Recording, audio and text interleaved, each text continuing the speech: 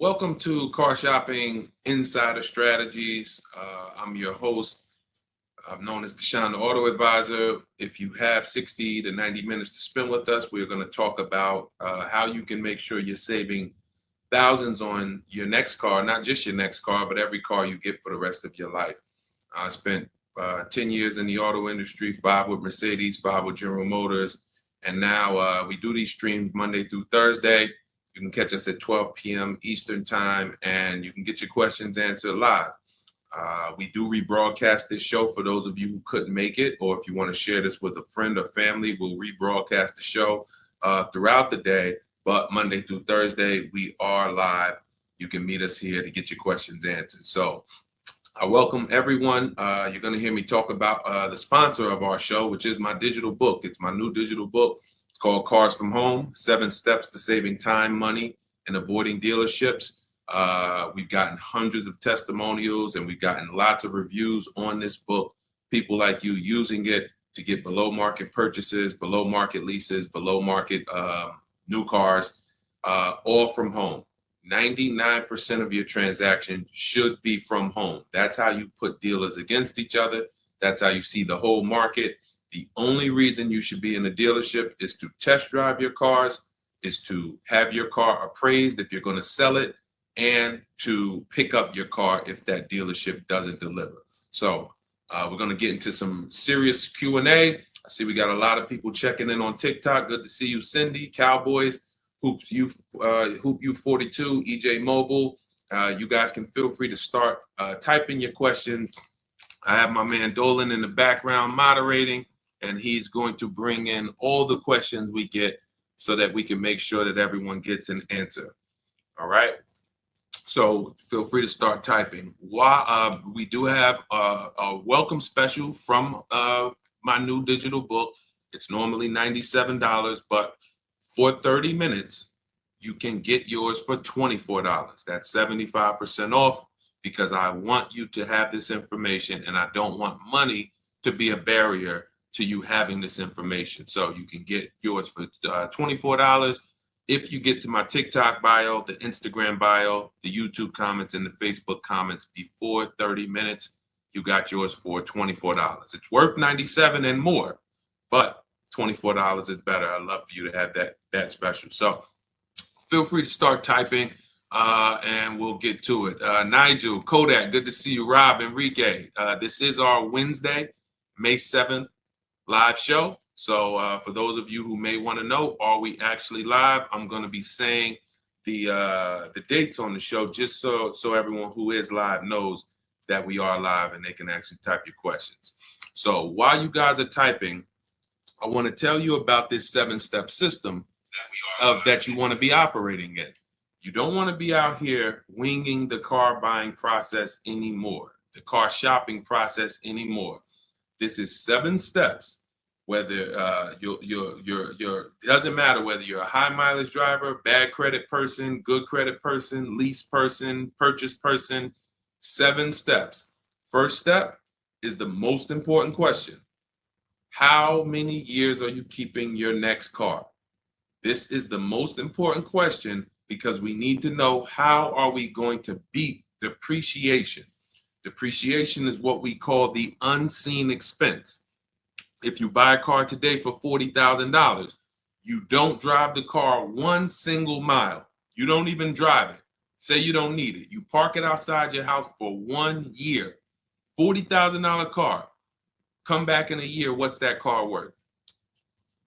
Throw some numbers out there. Your brand new car, $40,000. It could be a used car too. You bought the car, you drop it outside your house, you never touched it. Is that car worth $40,000 1 year later? Didn't drive 1 mile. Didn't drive 1 mile.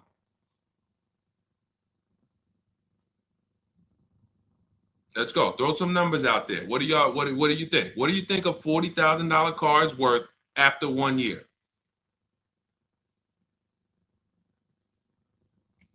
Let's go. All right. Come on. I know people.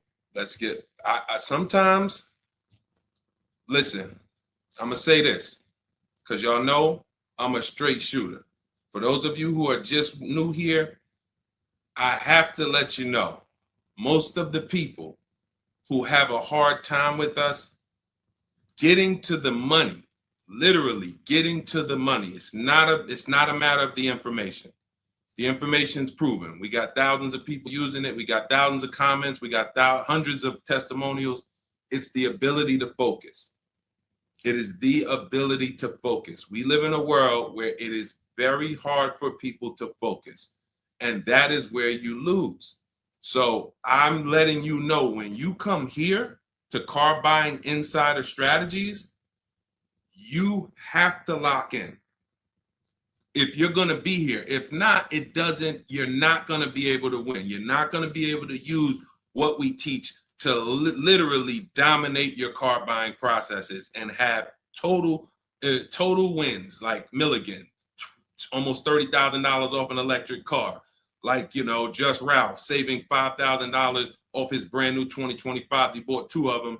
Dealerships dropped the price. The moment they came out, he got them back in December. They dropped the price on both of them over $5,000. Like, these are brand new high demand cars. You're going to see me share a bunch of people that like, whoa, those results look amazing. And these people are telling you they'll never buy a car any other way except the Cars from Home way with bids. But they focused. Whenever they met me on a video, social media video, hopped on a live, you have to focus. Okay? And that's how you're going to win here. So let me talk to the focus people. I see you, KSA. I see you, Nisi, on Instagram. All right. I see you, John. We got you on YouTube. Jay, we got your question coming. So that's the depreciation. If you buy a car for 40, your car is worth 30 a year later. It's worth 35 a year later. Even if you didn't touch it, you didn't drive it, you just literally parked it outside your house. So that means our cars are losing value daily, whether we drive them or not. So the reason why the most important question is our first question: how many years will we keep this next car? Because we need to determine, are we going to beat depreciation with a short-term lease, 3 years, or are we going to beat depreciation with long-term ownership? Well, thank you, Will Rosa. Shout out to the people liking the show. If you are a long-term person, that's where we are purchasing. So that's step 1 in the process. Before you think about, Deshaun, what about my old car? I need to trade that. Nope, you're going to see we don't trade, we sell. But before you think about, Deshaun, I want this car. How do I get the best price on that?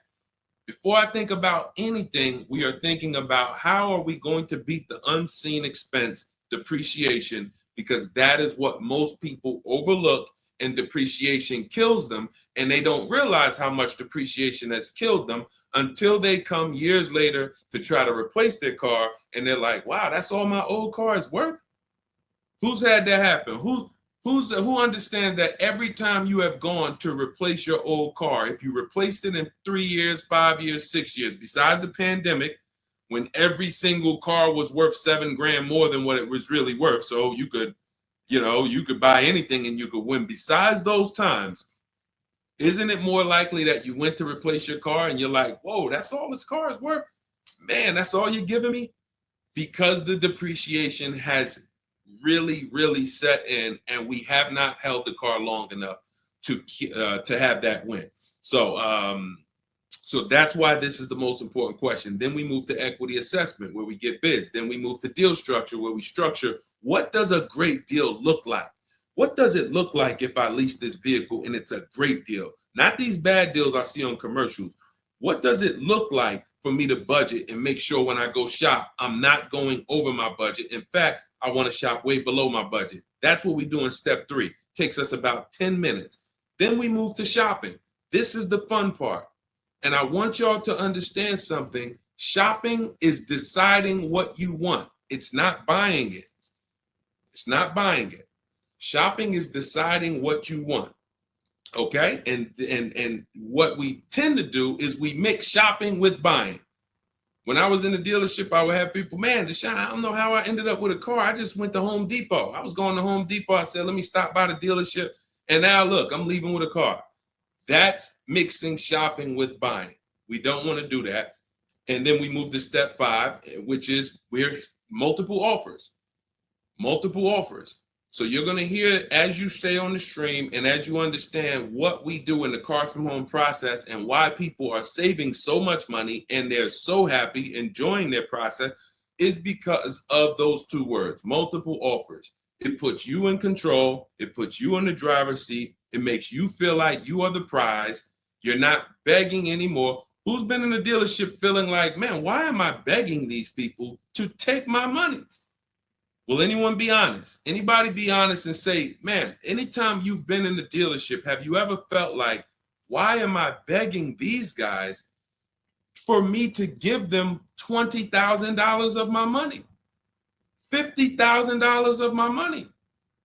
So what we're going to do is when you start getting multiple offers, you're going to see, whoa, this thing flips on its head. Now they're coming to me.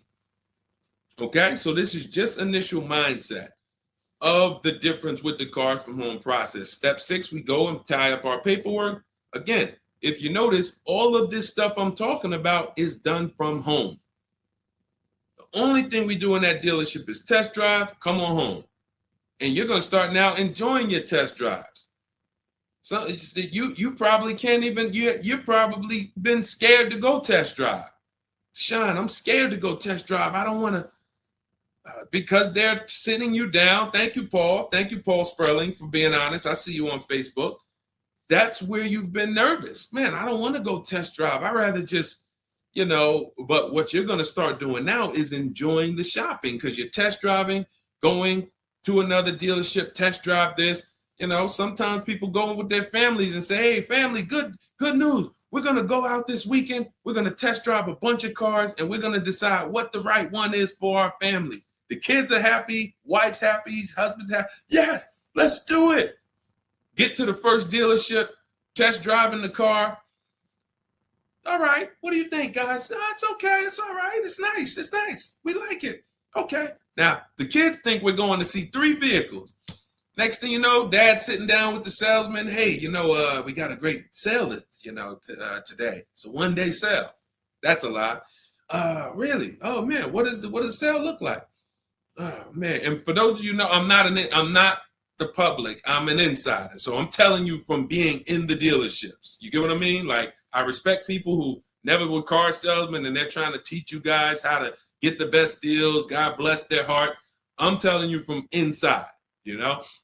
So next thing you know, the husband's sitting down talking numbers. Kids are like, hey, Dad, what happened? I thought we were going to, hey, hold on. Daddy's working out a good deal here. Hold on. They got a 1-day sale.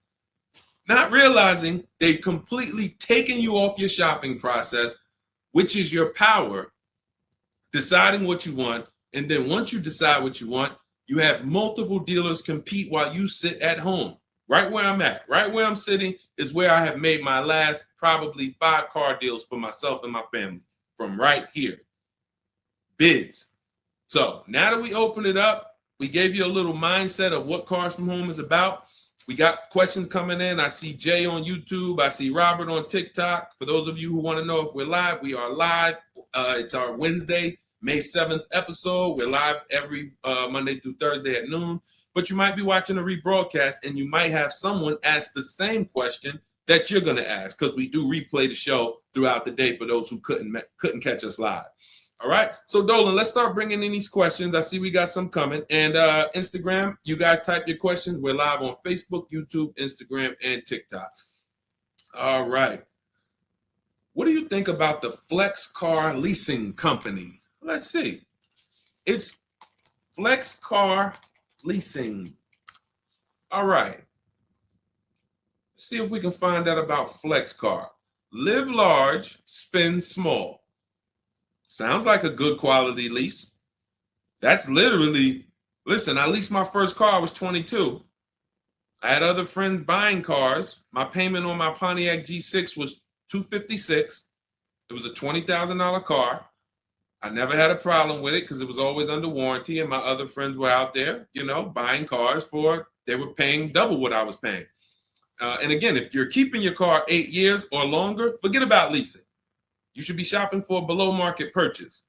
If you're not keeping your cars 8 years or longer, below market leases is how we save all the money keep thousands in our bank account, drive incredible cars. So let's take a look. It says Flex Car is the first and only month-to-month car lease because freedom shouldn't come with a contract. Once you flex, you'll never buy a car again. Now, I like this. We're just judging it by what do we get to drive? Here's how you judge leasing, y'all. What do I get to drive and what do I pay for that? For example, I told you guys my first lease was $20,256 a month. Then I got an Infiniti G25. Our payment was, that was early. That was like 2011. It's like a $35,000 car. I want to say I was like low threes or either high twos. Ridiculous deal on it.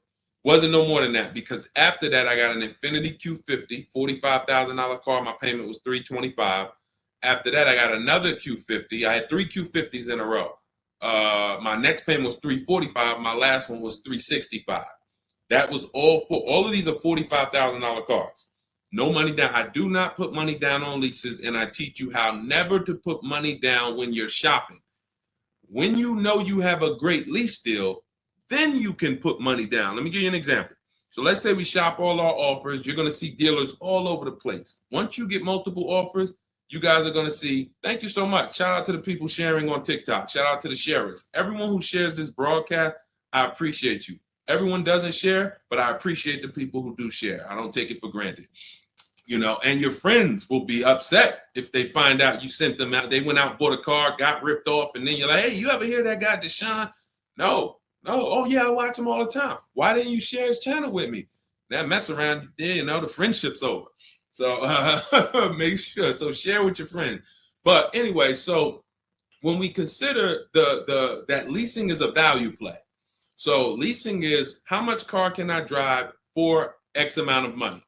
Because that's all we judge it by. It is literally nothing. We're not in love with these cars. We are not keeping these cars for more than we should not be leasing something and saying we love it. Because if you love it, you mess around and lease something that has a bad lease program, and then you're driving a car overpaid for it because you like. So you know, if somebody says, "Oh man, I really want that Range Rover," and then they shop the offers. Range Rover offers are no good. They're all over 1.5, 1.6, 1.7. For those of you who don't know, we judge leases by dividing the MSRP, the monthly payment we get, no money down. You divide that monthly payment into the MSRP. So if you have a vehicle that has a $400 payment, you divide that into the MSRP, which is, let's say, $40,000. That's going to be a 1% lease. You multiply it by 100. So divide the monthly payment into the MSRP times 100. That tells us a percentage. So once we get that percentage, we can see, is this a 1% lease? Is this a 1.5% lease? Is this a 1.2% lease? Now, you cannot judge a lease until you've gotten multiple offers because you need to find what we call the 20%. What are the 20%? Anybody know what the 20% is? And we're still talking about this Flex Car leasing program because if we can lease cars through Flex Car and they're 1% leases or 1.1 and 1. If you get to drive these expensive cars, but you're only paying 1%, 1.2%, 1.1%, less than 1% of the MSRP on a monthly payment, you don't have to tie up all your money. You got cars under warranty, no problems. This could be a really good thing. Now, I haven't used Flex Car, but I'm just telling you, if you guys explore them, this is what we are judging because this is how we judge leases. Okay, there's nothing else about it. So you divide your monthly payment. You don't have to worry about taxes. Here's why you don't have to worry about taxes. And here's why you also don't have to. We're just talking about leasing. So let's continue to ask questions about used. I don't know if more people are just interested in leasing. Maybe you guys can help me out. Is it that more people are interested in leasing because we get a lot of questions about it? You know, we have systems for pre-owned cars. Shopping deals with getting below market pre-owned cars, getting below market new cars. saving money with our bank bidding war, making banks and credit unions bid for our interest rates, selling cars to get our equity out, bidding. So we have all types of stuff outside of leasing, but I'm going to answer the questions you guys ask. And if Dolan keeps pulling in the questions and most of them are about leasing, then that's what we're going to talk about. Okay? So so here's the reasons why you never have to worry about what about the taxes and fees and what about the selling price? Do I divide the monthly payment into the selling price or the MSRP? Well, you're going to do it on the MSRP. That's that sticker price. I'm going to show you guys an example here on the screen so you can see. This is a sticker, window sticker, and you can see, Dolan, can you snatch that? Thank you so much, Dolan. The total MSRP right here, that's your MSRP. That is what you're dividing your monthly payment into. Now, the MSRP tells us the value of the car in the market. The MSRP tells us the value of the of the car in the market. It does not tell us what they're selling the car to us for and how much they've discounted it. That's reflected in the monthly payment. So you have a $40,000 MSRP. One person, one dealership, an 80% dealer offers us $600 a month for that. Okay, another dealer, 80%, offers us $650 a month for that. No money down. Remember, always shop our lease deals with only first month's payment due at signing. Only first month's payment due at signing. You don't do anything else but first month's payment due at signing. And you tell dealers how you want your lease deals presented to you. You do not let them work you up a random lease deal. Okay, so you get your first month payment and you say, okay, one dealer says $650, $40,000 car. This is an average car. $600. Another dealer says $550. But then here comes this 20% dealer, $425. So now you're looking and saying, whoa, the percentage for the higher dealers is 1.4, 1.45, 1.6, but this lowest dealer is 1.2, 1.1. What's going on here? Same exact car. This is the 20%. You've identified the 20%. They've identified themselves, and the lower sales price that they're giving you is reflected in the monthly payment. So so the monthly payment is where we can see the discounts, not the MSRP. So we divide that monthly payment into the MSRP, gives us that percentage, and we can see those with the lowest offers, lowest percentages have made us the best deal. And we always make sure we tell them, put your taxes and fees into the payment. Okay, now I have templates for this. So everything we do is by email.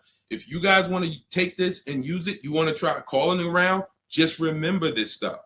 For those of you who do not want to remember it, you're like, Deshone, give me the blueprint, give me the step-by-step.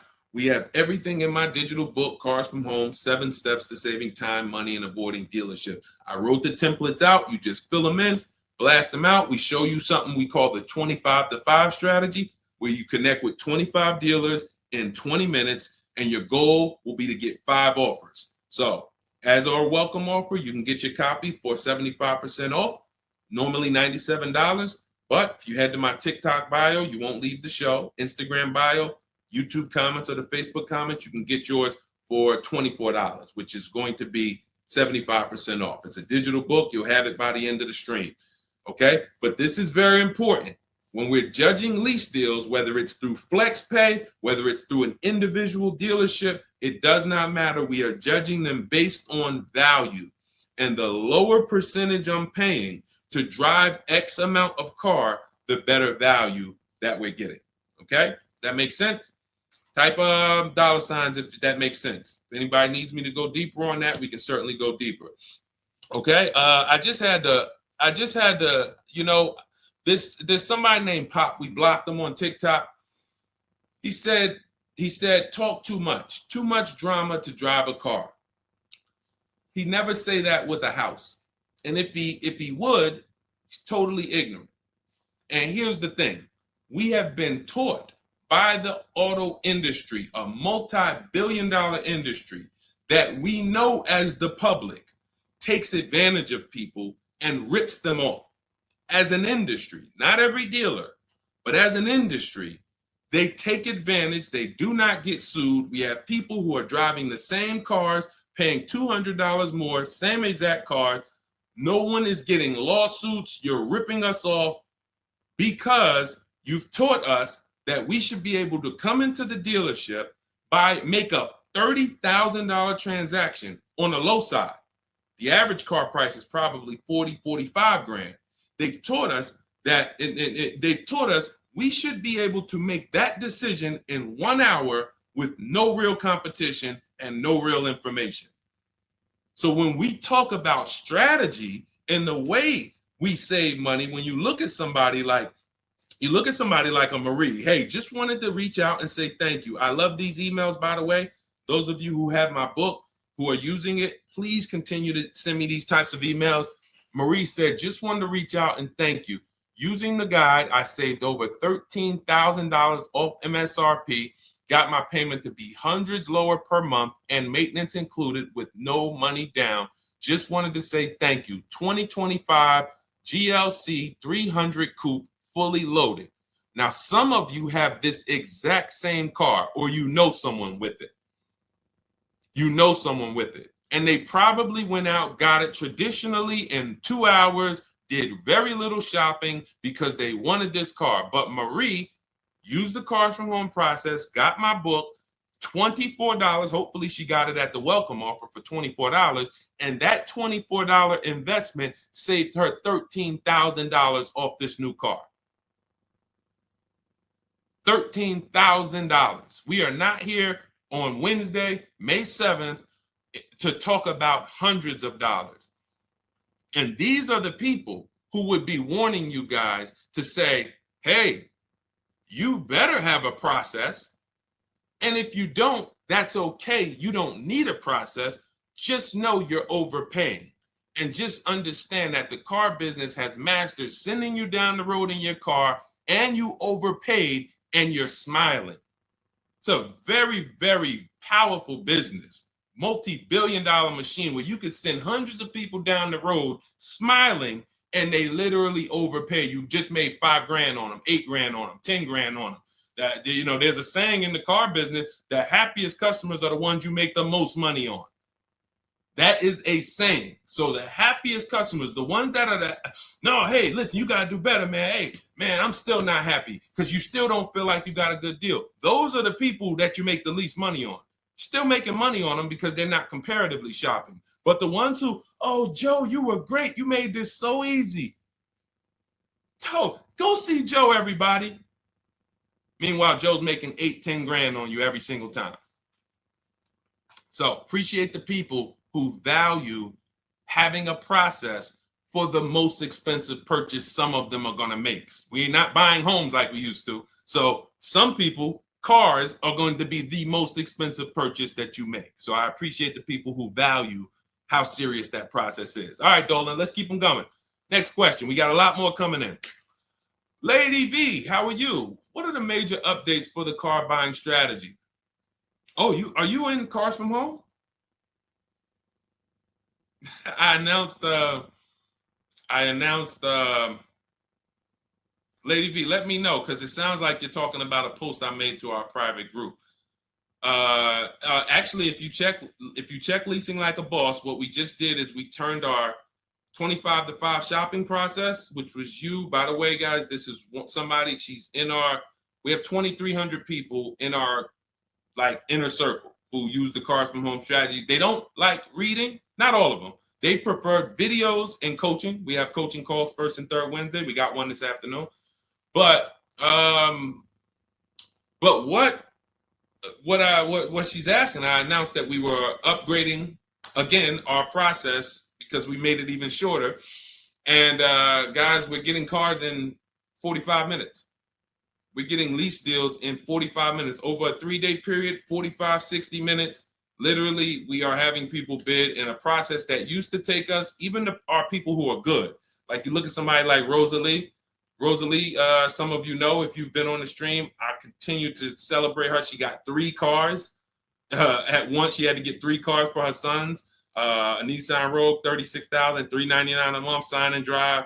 CX-30, $28,000, $339 sign and drive. That's a 1.2% lease. And then Mazda CX-50, $40,000 vehicle, $420. 1% leases, and then one, just killing it. Probably. And then she got $6,700 selling her old leases.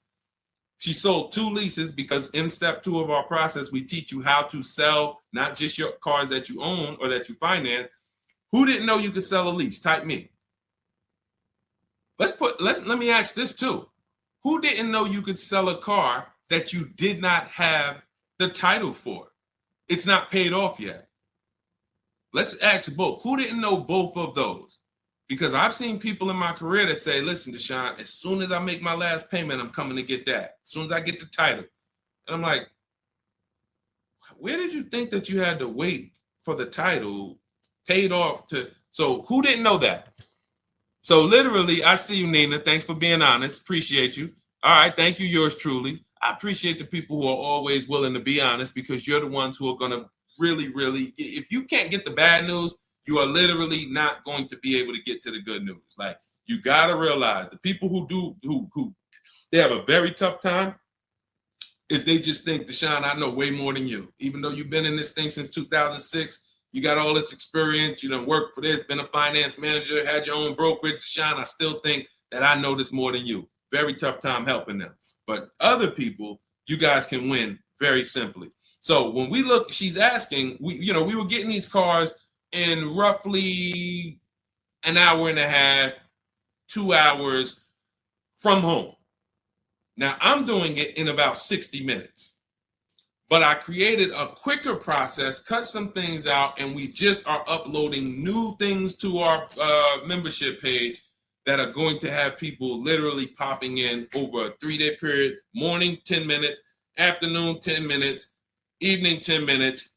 You do that by your second day, you're going to have 5, 6 offers, 7 offers, and be ready to close the deal. Like that quick. That quick. I'm always about quicker. Deshone, y'all getting cars in an hour and a half from home. Yeah, but can we do it quicker? So that's what we got. So check Leasing Like a Boss, and you'll see some of the new videos already in there. And thank you, Daniel. He said it's worth the price. And it's in the book. So very important to understand. Everything we're talking about, guys, you can get it for $24 if you get to the book before the 30-minute welcome offer expires. This is the same system. Some people just like videos and coaching in our community, 1,600 people in it. They want to be in that. Like, let's do this together. Let me ask more questions. We can't answer questions for people who have the book. Unless you pop on a live and you catch me here. So thanks, Lady V. But yes, check out the membership page and you'll see all of the new videos in day 5 for the 25 to 5 strategy. It just got quicker. All right, go ahead, Dolan. Pull the next one up. All right. And every time y'all hear something that you like, can you continue to run up these likes on TikTok? Appreciate it. I see we're about 300 now. But if y'all can continue to run those likes up, it means a lot. It lets TikTok know, hey, they're talking some serious stuff over here. Let's bring some more people over here so more people can benefit. My man Paul Sperling on Facebook. How are you? Are there dealerships that won't allow you to lease unless you use their financing and not use your own credit union? This is a great question. Wanted to know if it was true because Genesis Salesman told me that. Great question. So Paul, with a lease, we must use the dealer's bank or the manufacturer's bank. It's not like a finance where we can go and we can get our own financing. We can shop around for our own financing. And the reason we're doing that is to make sure that they're not overcharging us for the financing. So we have a process we call the bank bidding war, where we strategically let tons of banks and credit unions shop our credit without it lowering our credit score with all these inquiries. And we do it within a window, and it allows it to only show, it only affects our score as one hard inquiry. So these are the steps we take to make sure we are not overpaying. Thank you, y'all. Yali 288, #1 gifted badge. Appreciate you. But on a lease, it's different. We must go through the dealer's bank. Now, here's what could happen. With a lease, there's something called a money factor, which is an interest rate. That's an interest rate on a lease. It's called a money factor. Now, dealerships, if they know you are not shopping, and some, the 80%, even if they know you're shopping, they're going to mark up the money factor. So they're going to create and quote you with a higher money factor. This is why going in and asking for the invoice does not matter. You don't know what the hidden money is. What are the rebates? What is the incentives? What is the money factor? You don't know. Did you mark it up? Did you not? Can't see it. It is totally undisclosed. There's no way for you to see it. So how do we make sure this doesn't happen? Multiple offers. Because when we know you're shopping now, and again, you're going to see as you guys get multiple offers, sometimes it's not going to matter. You're still going to see offers that are extremely high. And you're like, these guys are still quoting us high, even though they know we're shopping. Correct. Because this is what they sell their cars for. And they will sell this car to someone else for the higher price who does not have strategies before they discount it to sell it to you. They would much rather say, Mr. Customer, that's my best deal. I'm sorry if it's not in your budget, but that is my best deal. They're not lying because they're going to sell that car to someone else who does not have strategy, who will gladly pay it. But once you begin to shop around, you're going to see, like I have a market report up. Can you snatch that question down for 1 second, Dolan? There's a market report up here on the screen for an Infiniti QX60 Lux. It's a $61,000 vehicle. Now we can see so far, and this was literally when we got 4 offers. Now what you're going to be getting is at least 5 to 7, and then you make your decision. Only vehicles that are very scarce, you're going to see less than 4 offers or less than 5 offers. And then at which point we usually make a decision on, do we want this vehicle or do we want to hold off and maybe check back next month, because we need competition. But in most cases, you're going to see plenty of offers come through, 5 offers, 7 offers. This is how most market reports look that we prepare. We prepare these for people, and this is what we teach you to do for yourself. So as you can see, $61,000 vehicle. One deal is at $873. Sign and drive, no money down. One dealer is at $889. But then we have 2 dealers that have come in at $680 and $685. $200 apart. So now there are people in these other dealers that are at $800, almost $900 a month, negotiating. Come on, man, can you get me down under 8? You see how that's a losing battle? They're at $889, right? They know we're shopping, because when we shop, you always want to let dealers know. I'm speaking to a couple dealers. You catch more flies with honey than with what is the saying? Vinegar. So be nice, be friendly. All the scripts we have, you use our scripts. We have thousands of people using our scripts from our book and from our Shop with Deshone coaching program. And they're nice. They're friendly. They're not like aggressive. They're firm. But when you're talking to dealers, just be, hey, I'm shopping around. Hey, and you're still going to see, that's my best price, $800. That's how you know. Don't get emotional. This is the 80% Deshone told us about. Don't expect them to do what the 20% does. Expect them to be high. You're $150 higher than the other dealerships. Are you going to come down? No. No. Because 16 million new people buy new cars a year. And sorry, I'm glad you got strategy, and I'm glad you know how to find this 20% dealer that's $150 less a month than me. But that's not going to change the fact that I'm going to sell this car to someone else. And they'll try to lean on you and say, well, do you want it? Because, hey, that's our price. No, I'm sorry. We don't want it. Thank you so much, though. So this is what we're dealing with when we are dealing with car salesmen. which is why you must shop multiple offers to be able to get your best offer. Now, when we look, going back to yours truly's question about, can you pull that question back up about the shopping for the lease financing? It wasn't yours truly's question, I don't think, Dolan. Whatever the last question was, because what we're talking about is in those $800 a month payments, what is making those high payments so high? It may not be that they're not discounting only.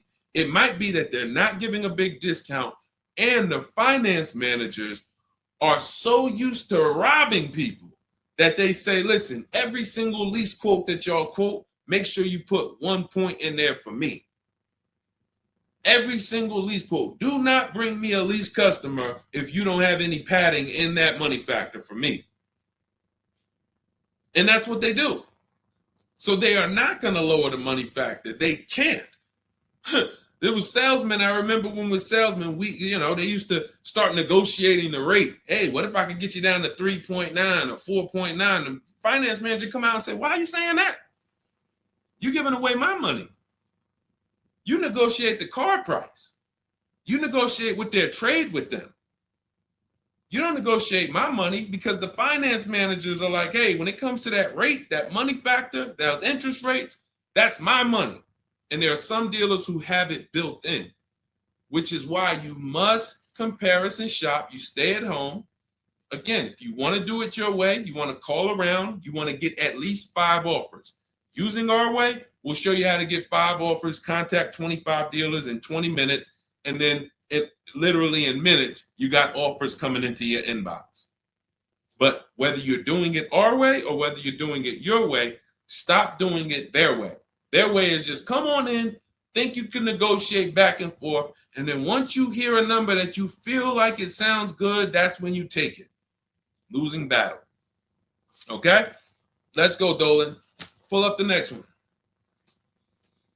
All right, I see we got a lot of questions. We got Nina. For those of you who don't know, we are absolutely live. This is our Wednesday, May 7th live. We're live every Monday through Thursday at 12 noon, so you can meet us here. If you couldn't catch the whole stream, we will rebroadcast this show throughout the day, so you can have your friends, family watch it, or you can catch up on some of the things you missed. We'll replay all through the rest of the day. And on the weekends, we take all the shows from the week and we rebroadcast them out, so everyone can catch up on things throughout the weekend. All right. And most times you're going to hear someone ask the same question you were going to ask. All right. When getting quotes for your Adrian on Facebook, when getting quotes for your car for trade, who all should you get quotes from? This is a great question, Adrian. 6 companies right now.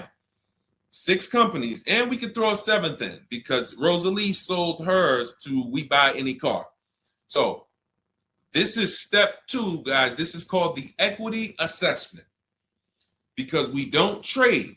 Trade is a curse word here. The only people who have to trade using our system are people who've buried themselves in negative equity, and now we're working a transaction to get them out of it. They can't pay the difference, so they have to trade their car into whoever wins the bid. And but those are the only times we use that curse word, trade. In every other case, we are selling our car to cash buyers because we're separating our transactions. We separate who we buy our car from who we sell our old car to, from who we get our bank loan from. Some of you, and be honest, have you given the dealership your trade-in, got a loan from them, and got a car from them? All 3 in 1. Have you done that? I bought a car from a dealership, got my loan from them, and I gave them my old car. 3 transactions in 1. Impossible to have 1 there. Again, take the bad news first so that we can get you to the good news. You cannot win giving a dealership 3 transactions in 1. Okay? Each one of these should be bid out while you're at home so that you know I've maximized everything. Okay? So 6 companies we're getting bids from: CarMax, Carvana, Driveway, Kelly's Blue Book, but not the regular Kelly's Blue Book, Instant Cash Offer.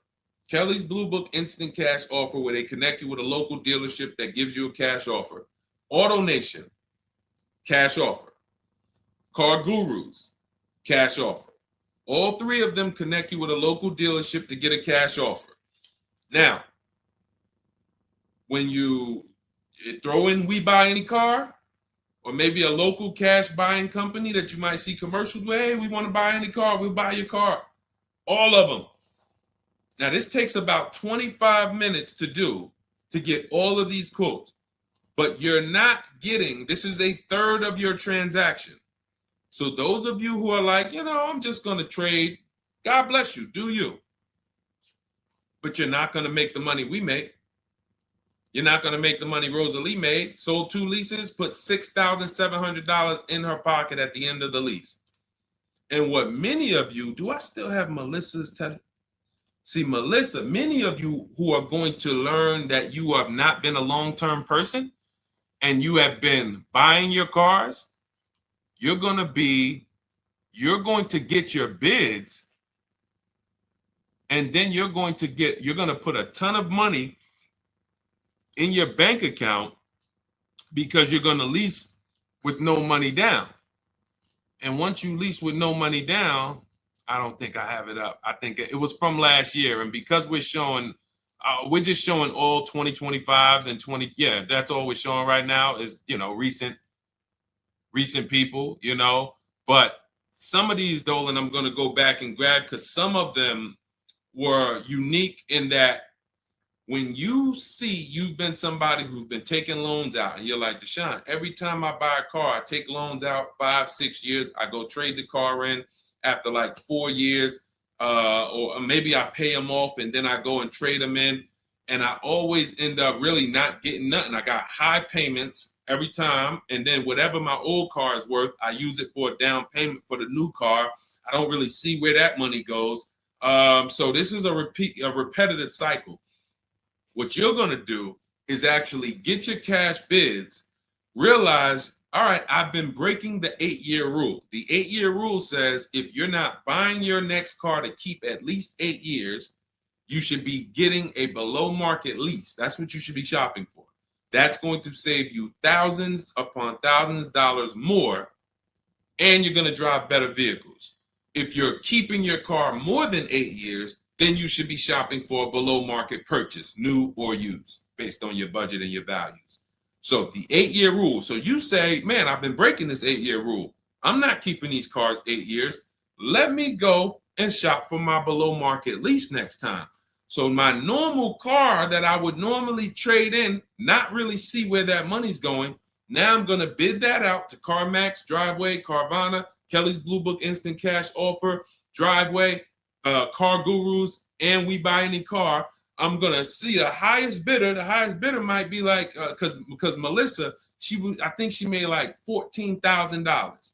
She had like a 5-year-old car that she would normally trade, but it was paid off. And she's like, all right, I'm not going to go and use this as a trade and buy something else.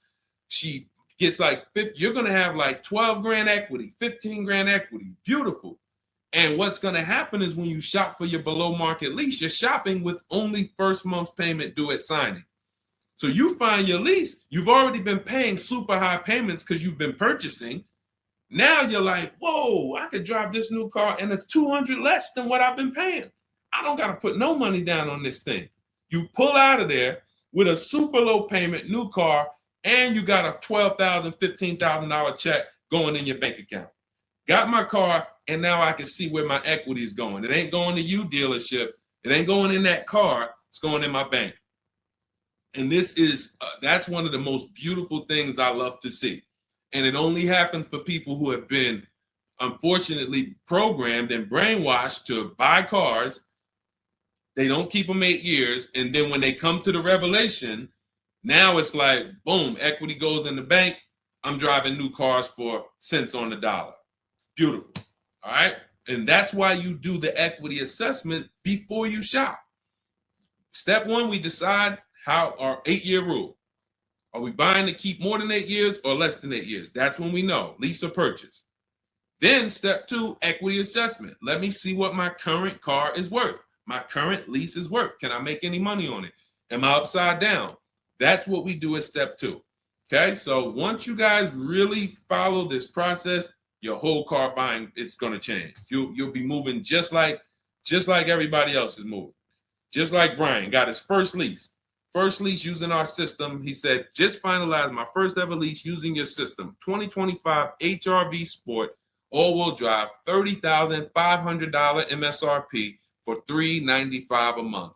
1.2% ratio. See, this is how you know people understand the car buying process. They talk just like me. They talk just like me. They know the process. They didn't have to go to school for this. They just followed the steps, and I walked them through how to judge the deal. 1.2% deal, 12,000 miles a year, 36 months, no money down. His initial quote from this dealer was $434. In my book and in our Shop with Deshone system, we have calculators we invented. We have 6 proprietary calculators. Can't find them anywhere on Google. They're ours. We created them. He used our calculator. We put all our offers into the calculator. It tells us what to counter. So he counter offered online or by email. His last offer was $395. They went from $434 to $395. That's how it goes. And he probably had 5 or 6 or 7 other offers that was $150 a month higher. That's how it goes. All right. That's where you want to be. All right. That makes sense. Did everybody grab that? Type $ if you follow me. Who's following? Type $. Okay. I never want to go to the next subject before I make sure. All right. Did you grasp that? Did you? All right. Thank you. I see you, DJ and Nice. My man, good to see you checking in. Hart, you have that's your username, Hart. So yours truly. Thank you so much. Good to see you. All right. I see you, HD1 1225. Good to see you. All right, perfect. All right, Dolan, let's go to the next question. All right, feel free to keep talking. I know we got a bunch, so I'm not even gonna say it. Let's just try to get through what we got so far. Should there be a set length of financing depending on the year of the car? Great question. So we have something we created called the Rule of 72 and the 10th birthday. This is, all right, there's something we call the repo recipe. So when I was in Mercedes, this happened more often with Mercedes. People, 4 expenses that we need to take into account when we're financing a car. 4 expenses. The cost to acquire the car, and most people are taking a loan. So it's the cost to acquire. Then you have the cost to repair it. Well, let's say this. You got your insurance. You have your maintenance. And on some cars, maintenance does become serious. On a Mercedes, your oil change is $200. Your brake fluid change and your service B is $400 to $500. So there are cars that we have to take into account the maintenance being serious. Then we have gas. So even if you have a car that maintenance is low, you still have gas. So let's just wrap those 2 together. And the 4th expense is what really, really hurts people when they have something that breaks. And when we have something that breaks, what we typically don't want is a car payment. We don't want all of those expenses on top of things breaking. So what we really want to do, and this is a measure of when you're buying too much car for your real budget. If you can't buy a car and you afford it and can get, most of the loan is under warranty. So most of the loan that you have the car is under warranty. If you got a 5-year loan and you got 2 years without a warranty, okay, cool. You got a 6-year loan, you got 3 years without a warranty, okay. But you don't want a 6-year loan and 1 year you had a warranty and 5 years there's no warranty on a car that could, and you don't have the cash. These are things that we call the repo recipe, because when something breaks and you have a car payment and your insurance payment and they're telling you, wait, you need the maintenance, you just wait, I just put brakes and tires on this thing.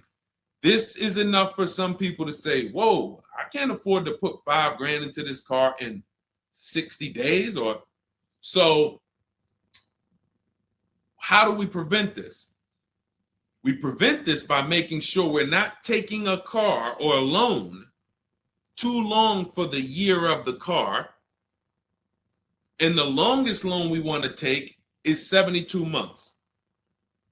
And so the reason why it's called the rule of 72 and the 10th birthday is because when you add up the year of the car and the number of years old the car is, I'm sorry, when you add up the year of the car and the year of the loan, the number of years on the loan, it should not pass 10. So if you're getting a 4-year-old car, you can take a 6-year loan. If you're getting a 3-year-old car, you can take a 6-year loan. That's 9. If you're getting a 5-year-old car, you should take a 5-year loan max. If you're getting a 6-year-old car, you should take a 4-year loan max. Now, why is this a test of affordability? Because some of you are saying, whoa, but I can't get the car that I really want at that number. Then that means you can't afford the car that you really want. Again, it doesn't mean you can't break that rule, but it does mean that you're going to have a loan on a car that's older than 10 years. This is risky. So it's nothing wrong. The reason we create these boundaries, so at least when you cross them, you know you're crossing them. So if something happens, you're not surprised. You're not like, whoa, how did this happen? Well, I took a little risk. I took 1 year longer. Then, the car's 11 years old. I still got a loan on it. Stuff goes wrong. I'm out there. I got more exposure.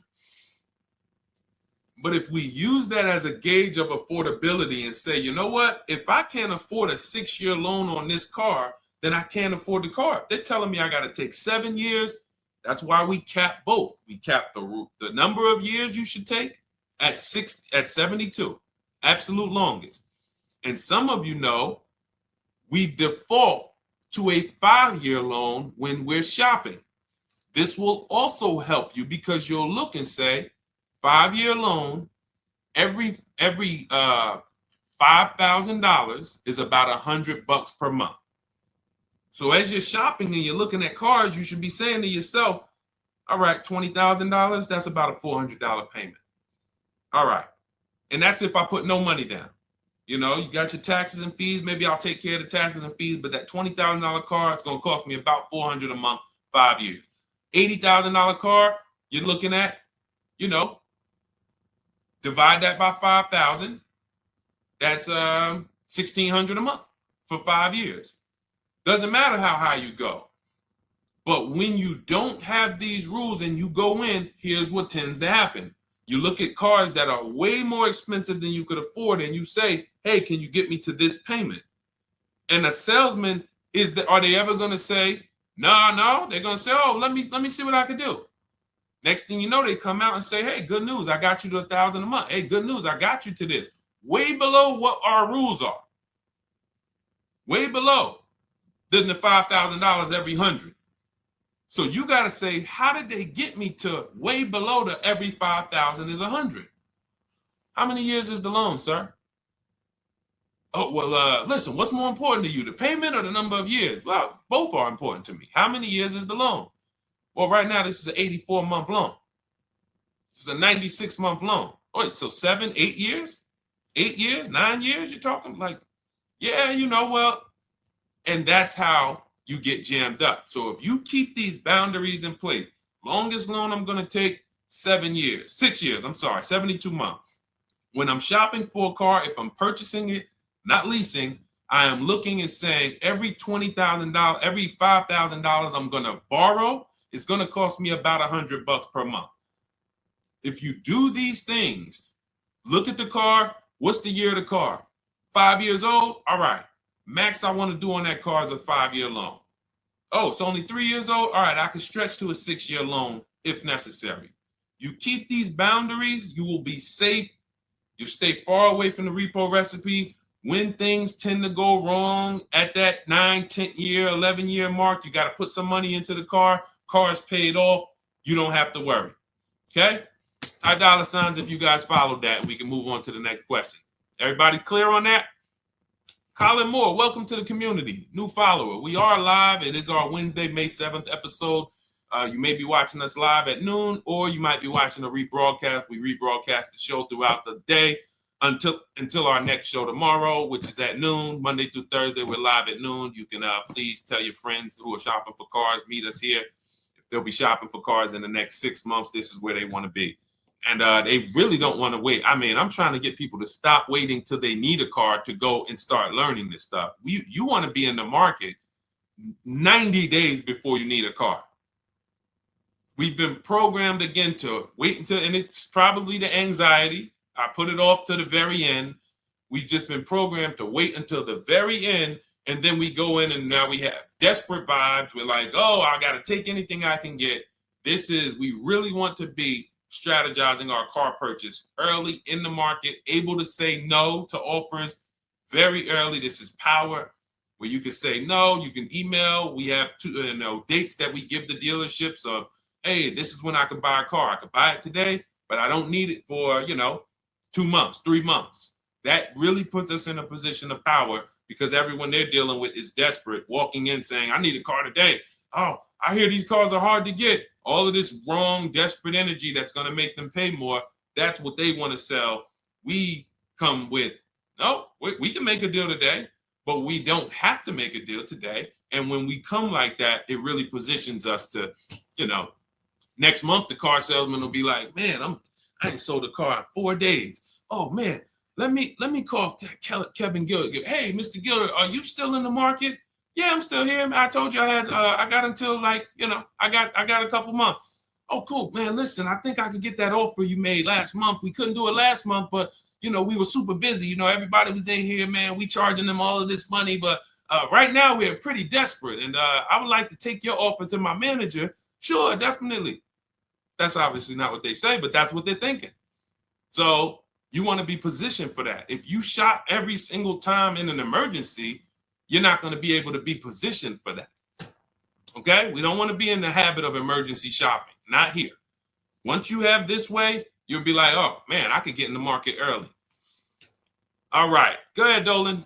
Oh, for those of you who are like, Deshone, there's no way I'm going to remember all of this stuff. Can you give me the whole blueprint? Write it out step by step. That's my new digital book, Cars from Home, 7 Steps to Saving Time, Money, and Avoiding Dealerships.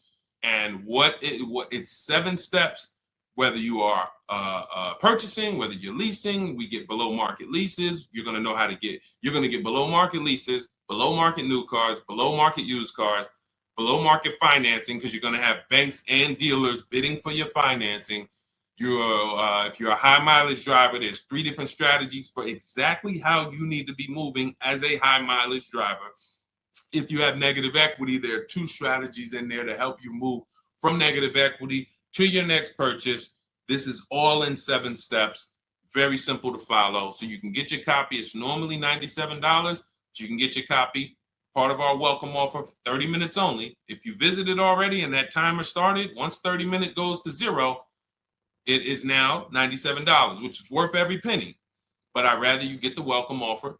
So go grab it. TikTok bio, Instagram bio, Facebook comments, YouTube comments. Click those links. Go grab your book and come on back to the stream. Make sure after you get the book, you screenshot the thank you page because it has my support team's email. Sometimes you're typing fast, type your email wrong. You don't see that book in 10 minutes, just send an email to my support team. They'll get you your book right away. All right, go grab it before the 30 minutes is up. Go ahead, Dolan, shoot the next one. You don't want to have your own financing all the time, pure knowledge. Sometimes dealers have 12, 13 banks sometimes. Sometimes they can beat what you get on the outside. The key is creating a competition. Thinking about a 2025 Land Cruiser for $62,000, $5K down, any advice? How do we know that's a good deal? How do we know that's a good deal, everyone? Now, mind you, that's how a lot of people approach the car purchase. I'm thinking of this car, all right, I'm looking for, I got 10 grand down.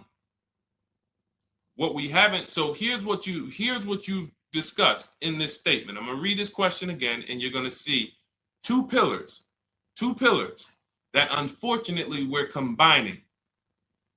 Thinking about a 2025 Land Cruiser. So now in my mind for 62K. Now, this is a new car. With our new car system, we use the bidding. Thank you so much, Daniel. See, Daniel knows. I think, Daniel, you have our book, Bidding the Market. So that's where we're missing everything.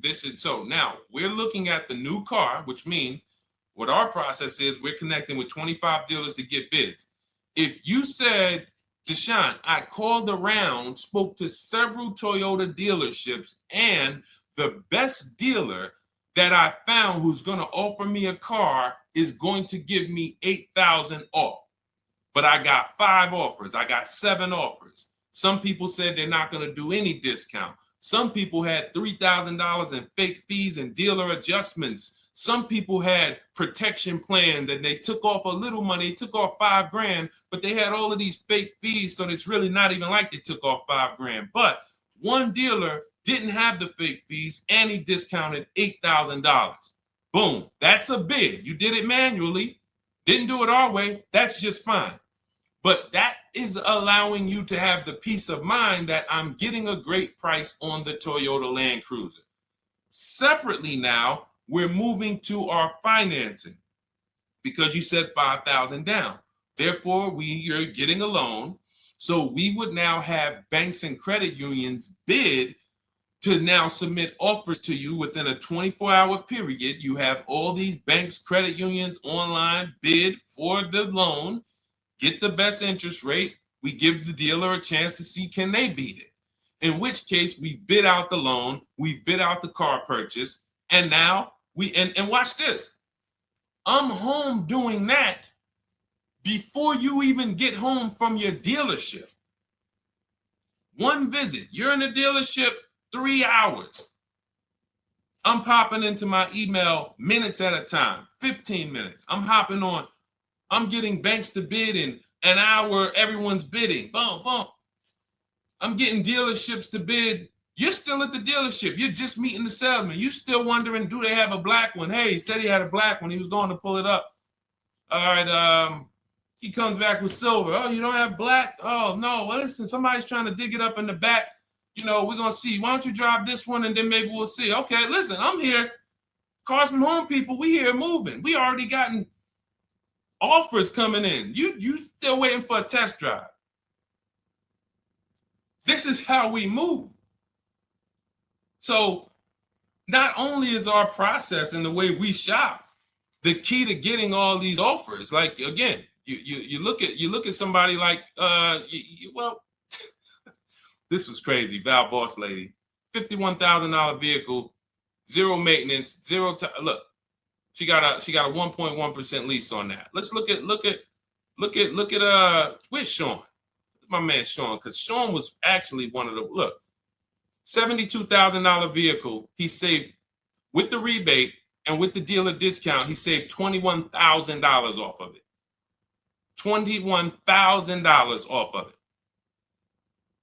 He's sitting here chilling at home. Dealers, I'll take off $3,000. I'll take off $5,000. I'll take off $10,000. Oh, I'll take off $20,000. Whoa. So it's not only is it the money that we save, it's an easier, more fun process. So that's what you need to do. Like, step out of that old way.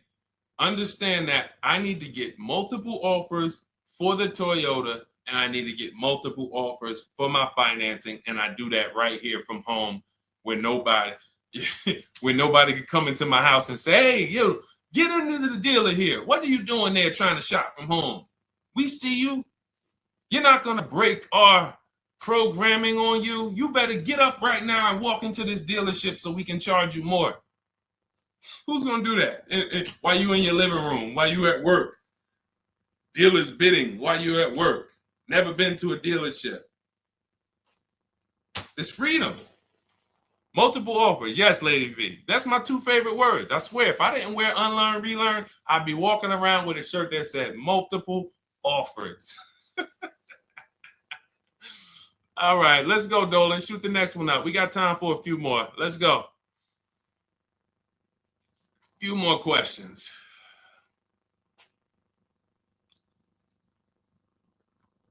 Atiba on Facebook. How is the best way to sell your personal car? Is that in the book? Yes, that's our equity assessment. Step 2. Step 2. Multiple offers. Get your 6 to 7 cash offers. And if you don't need to replace your car, just go and get your check. Do your inspection, get your check. Cash offers, CarMax, Driveway, Kelly's Blue Book Instant Cash Offer, Carvana, AutoNation, Car Gurus. You want to throw We Buy Any Car in there? 7 offers. Get your cash offers. Now, if you are replacing your car, we are timing the transaction. What that looks like is we get our bids for our old car, our current car, or our lease. We assess what our equity is, and then we go shop for the new car. And once we find the best offer for the new car, we then go in. We'll give the dealer a chance to match it, but they usually can't. Hey, I'm selling my car that We Buy Any Car. You know, they're giving me this. Can you beat it? No, that sounds crazy. I can't beat that, because they're not going to win 2 bids. They're not going to beat all of the new car dealers or the used car dealers to sell you a car. And then they can also beat all the used car cash buyers to buy your old car. They'll be out of business. So you go pick up your new car, drop off your old car, or go drop off your old car, get your check, drive over, pick up your new car. Maximize both transactions. It's a beautiful thing. That is the way it's done with us most of the time. Very rarely is the dealer we're picking up our car from the same one who's buying our old car. Very rarely. But yes, absolutely, that's in the book. All right, let's keep it going. Dolan, next one.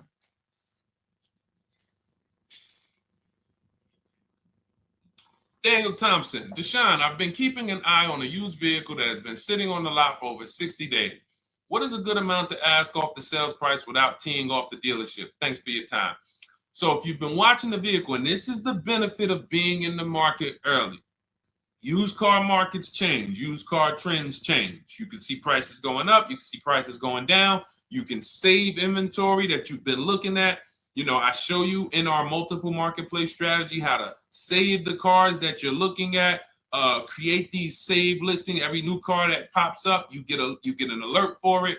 This is why when you know the market, like Daniel knows the market for this car, if he has on alerts, every new car that pops up, he knows about it first, and he can actually jump on that car quicker than anyone else, because other people will hesitate because they don't know the market. So they'll say, hey, what about this car? Oh, they just listed it today. It might not be a good deal. Well, Daniel will know if it's a good deal because he's been watching the market to know, yes, that's a good deal. No, it's not a good deal, because the really great deals where dealers say, hey, we're just going to move this car. We want it gone in 24, 48 hours.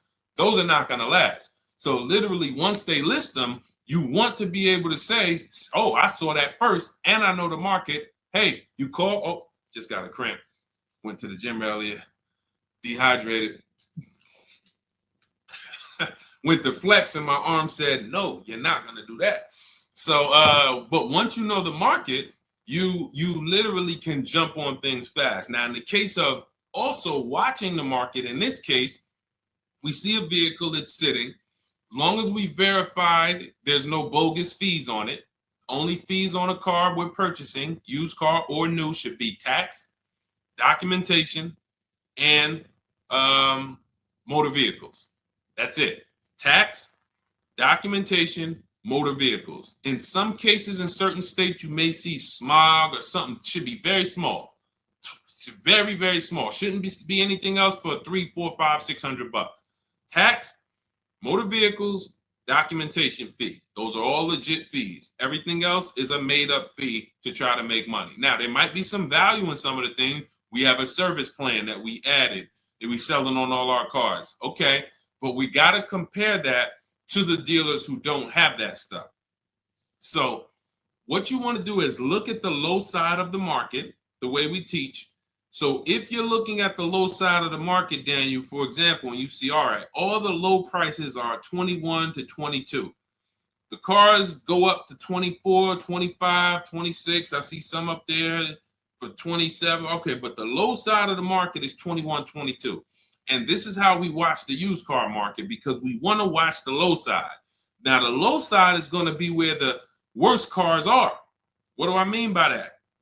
frame damage, salvage title. If you don't see a couple cars and you pull a Carfax and it says salvage or it says frame damage or it says 2 accident, you're not looking at the low side of the market. You're looking at the regular retail market, the regular middle of the market, the average prices. Because if you're shopping the low side and you're like, okay, between 21 and 22 is where the lower prices are, you're going to see some, oh man, look at these pictures. Now, car's all scratched up. Oh man, okay, man, this thing had 2 accidents. Oh man, this thing's salvaged. But then you pops up and you see one for 22.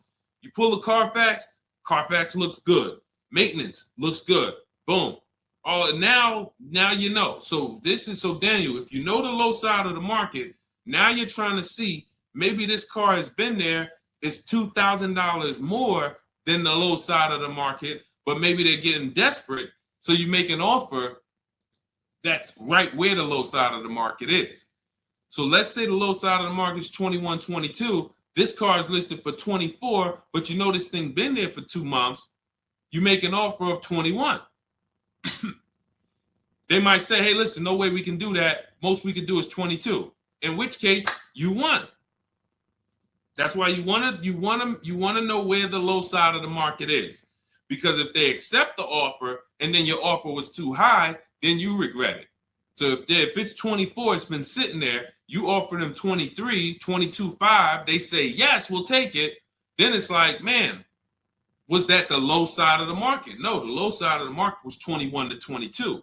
So let me offer 21, see if they'll bite. And if I land at 22, then I'm happy anyway. If I offer 21 and they say, look, no way we could do that. We could do 22.5. That's the lowest. We can blow this car out, and you won anyway.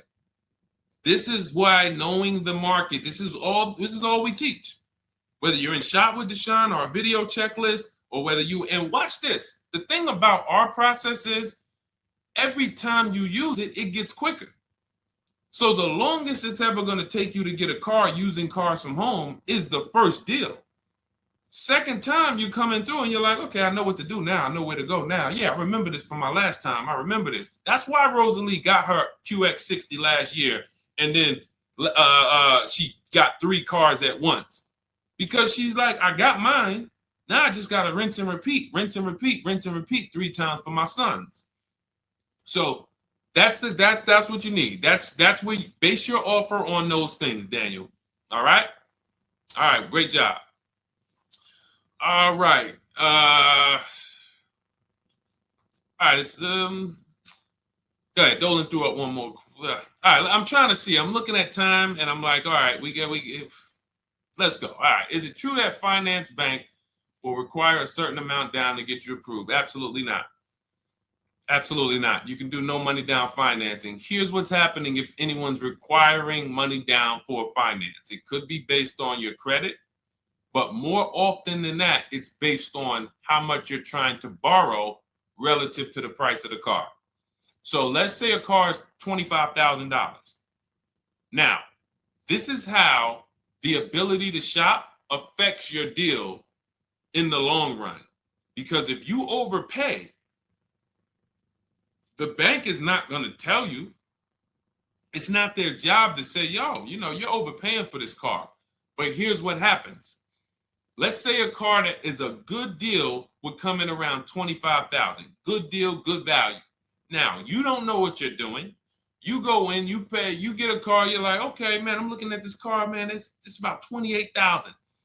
It's about $28,000. I love it. It's a nice car. Now, you're not looking at the market to see what the low side of the market is. You go in, and you could do this with a new car too. Tons of people did this during the pandemic. Went in, paid over sticker, 5-10 grand. Normally, the bank would not have approved those, but the banks were in cahoots with the dealerships because there's something called a loan to value ratio, which is why the banks are getting hurt right now because they approved deals on cars that they knew were worth 35, but they were approving loans for 50. Because dealers decided we want to sell this $35,000 car for $42,000. So once our client needs the loan with everything, and they might have a little negative equity, we need y'all to loan them $50,000 on a $35,000 car, and the banks did it, which is why they're falling apart right now, and they're going to continue to collapse. So when you look and say, whoa, if that's the case, how does the bank protect themselves? It should be loan to value ratios, which means this car that you're telling us you bought it for 28, your taxes and everything are, let's say they slapped on some fake fees on you and you're up there like, all right, man, I thought the car was 28. But when it's all said and done, I paid like 34 for it. Now you leave with that car for 34. The bank looks and says, or you're trying to get it for 34. The bank looks and says, whoa, the book value on this car is only 23. So actual cash value might be, we could lend, the actual cash value is like 23. We could lend 25. I could see if somebody bought it for 25. We could lend that because they'll usually give you 20% above what the actual car's value is. So we'll lend on the $25,000 car, we'll lend you $32,000. You're asking for 34. That means you've overpaid by so much, the bank can't approve it unless you get them to the loan to value ratios where they're comfortable. So they're going to say, you got to put down 2,500. You got to get to, you can't borrow no more than 32,000 on this car. You need to come up with 2,500, come up with 2,000. So whenever a dealership's coming to you and say, hey, listen, the bank needs you to come up with this, they're overcharging you. And you're about to take a deal being overcharged because you're overpaying for the car and the bank is saying, we're not taking on all of that risk. That person needs to put some more money down because I know y'all trying to sell them this $23,000, $24,000 car for 33, but we ain't going to help you do that no more. Now, this also happens with negative equity. People trying to move 5-10 grand negative equity over to their new car. And now it's like, oh, wait, the bank's saying you got to put money down. Same reason. So it's two cases, lots of negative equity or you're overpaying or both. But that's a signal. All right. Again, that's why we bid out transactions. When you get multiple offers on the car you're buying and multiple offers on the car you're selling that you have negative equity on, you can see, no, y'all not pulling wool over my eyes because I know the market. All right. And all of this is done from home. That is why our system and our teaching, our philosophy, our company is called Cars from Home. That should ground you in the fact that everything we're talking about, 99% of it is done from home. 99% in minutes, not hours, minutes. All right. So if you guys want your blueprint, if you're like, hey, Deshone, listen, great stream. I enjoyed it, learned a lot. No way I'm going to remember all of this. Can I get the whole blueprint step by step? That is my digital book, Cars from Home. This is specifically for people who are like, I don't like car shopping. I'm not going to know all of this stuff. I want to enjoy my car shopping process. I'm tired of having buyer's remorse. I'm tired of leaving the dealership hoping I won, wishing, I don't want to talk about my numbers. Don't even ask me what I'm paying. Don't ask me what I paid. Don't ask me like that. You can see people from our school, look, they're already always posting their numbers. They never post without posting their numbers because they're confident in them. $50,000 car for Ken, $585 a month, no money down. Look, Jen, she gets a 2025 Honda Pilot, $50,000 vehicle. She saves almost $6,000 off of the price, $5,600 off the price. We could do this all day long. Oh, this is a long one. Oh, graduated. I put $1,000 to hold the vehicle Saturday. The dealership we ended up made the best deal, easiest, quickest process, little over 2-hour drive away. That is a signal. What you're going to see a lot, and y'all are going to get used to it, is driving an hour, hour and a half to go to get that car from the dealer who won the bid. Convenience costs you money. Every one of our students, our book readers who use what we teach, they are absolutely prepared to be, oh man, the dealer that won the bid, they're taking off $15,000. Man, they're 2 hours away. That's a nice drive, ain't it? Nice drive. Oh man, I'm driving I never made this much money on a drive before. And then you start to see most of these local dealers, they think they got me because they see my zip code and they're like, well, this person ain't gonna shop. So listen, hit them at this price. They don't realize that that dealership an hour and a half away is like, hey, we got the car. Hey, we'll sell it to you for this. But they never expected you to find them because most people don't find them. So that is the Cars from Home system. It's very simple, 7-step process. I walk you through it. And in my digital book, you'll have all your questions answered because it's a step-by-step process. You literally just do one step, check it off. Next step, check it off. Next step, check it off. By the time you get to step 7, you're setting up your delivery of your car or you're going to pick it up. All right. But it's normally $97. Part of my welcome offer, 30 minutes only. You can go grab a copy for $24, 75% off, and you will have it in your inbox. Make sure as soon as you get your book, you screenshot the thank you page, has my support team's email on there, just in case the book's not in there in the next 10 minutes. Maybe you type your email wrong. Make sure you check your junk and your spam folders. But go grab your copy. You'll have everything that we teach in a step-by-step manner. You'll be able to get cars in 60 minutes, 90 minutes from home, and you'll start to enjoy the car shopping process. All right. You'll be sending me your email just like Marie and Ken and Milligan, all of these people. You'll be sending me your deals. Okay. And for those of you, you have a different learning style, you can look into, you've been seeing us sharing a lot of these Facebook posts from our group. Our Cars from Home Shop with Deshone program is video checklist instead of book checklist. So if you're like, I'd rather have some, 3 to 5 minute videos that I can watch and walk me through the steps, that's our Cars from Home Shop with Deshone program. We have our private Facebook group where you got 1,600 people that have come before you. They're always answering questions. I'm in there 4 or 5 days a week. And then we do 2 coaching calls a month, first and third Wednesday. We actually got one shortly we're going to have. And, you get hands-on guidance. So that's hands-on, and some of you might like us to totally shop for you. That's going to depend on if you qualify. I would rather teach you to fish. The only reason we created Done For You is really for the wealthy people.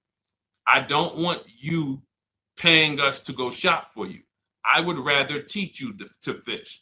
But I know there are people who your time is so valuable, whether it's the money you make per hour. I could show you how to do this in 60, 90 minutes, 2 hours, but you would still say, I'd rather you guys do that. I got money to make. I'd rather be with my family. I want to be doing other stuff. Here, I pay for services that I believe in. That's why we created Cars from Home Done For You. I would much rather all of you learn to fish so that you can do this over and over and over again. Teach your kids, teach your family, teach your cousins, teach your neighbors, so that everyone knows how to do this Cars from Home shopping process. Okay? But if you're in that category, in that class where you're like, Deshone, no, I'm that person, then you book a call with our team and see if we can help you with Cars from Home Done For You. All right, so that's our stream for today. We will be back. Lady V, I talked about the updates. I think you asked that question and then you jumped off the stream. So just watch the replay and you'll see. There's new videos coming to day 5. The 25 to 5 process is being updated. So just as soon as you asked that, we talked about that for maybe about 5 minutes on here. I guess you jumped off. But yes, we'll be back tomorrow, Thursday, noon Eastern time. Meet us here with your questions, and we look forward to it. We'll be rebroadcasting this for those who didn't catch the whole show. We'll be replaying this throughout the rest of the day, and I'll see y'all tomorrow. Thank you. Thanks, D.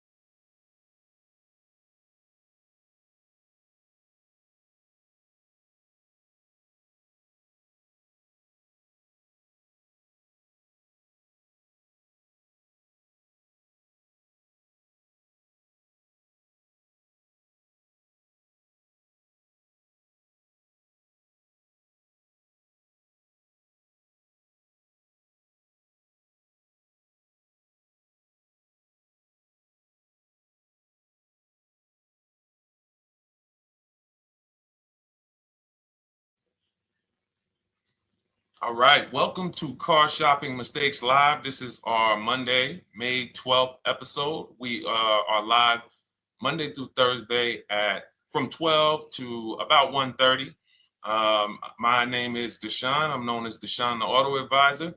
And what I do is make sure that people like you never overpay for cars. That's what we've been doing for the last 4 years online. And I spent over 14 years in the auto industry.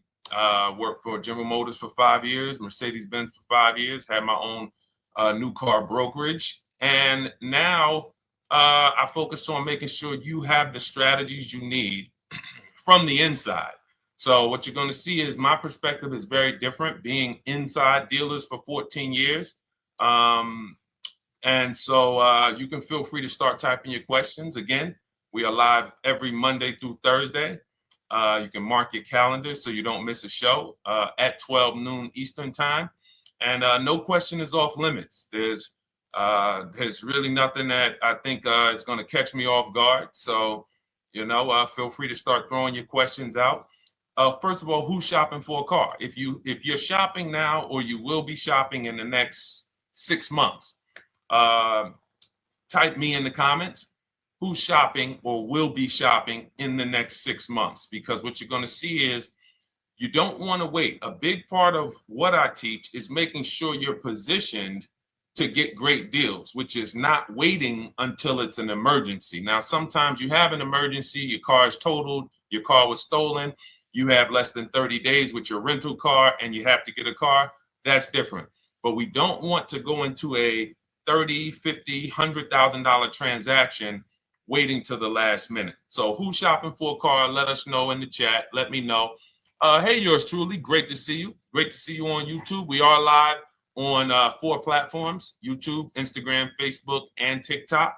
So I have my man Dolan, the best moderator in the world, bringing your questions in. So no matter what platform you're on, you can start typing your questions. Now, this whole stream is going to be sponsored by my new digital book. It's called Cars from Home. 7 steps to saving time, money, and avoiding dealerships. It's already 5-star rated. If you look on goodreads.com, thank you to everyone who has reviewed the book. You've sent me your stories. You sent me your testimonials. You sent me your deals. Continue to do that. I love getting those emails.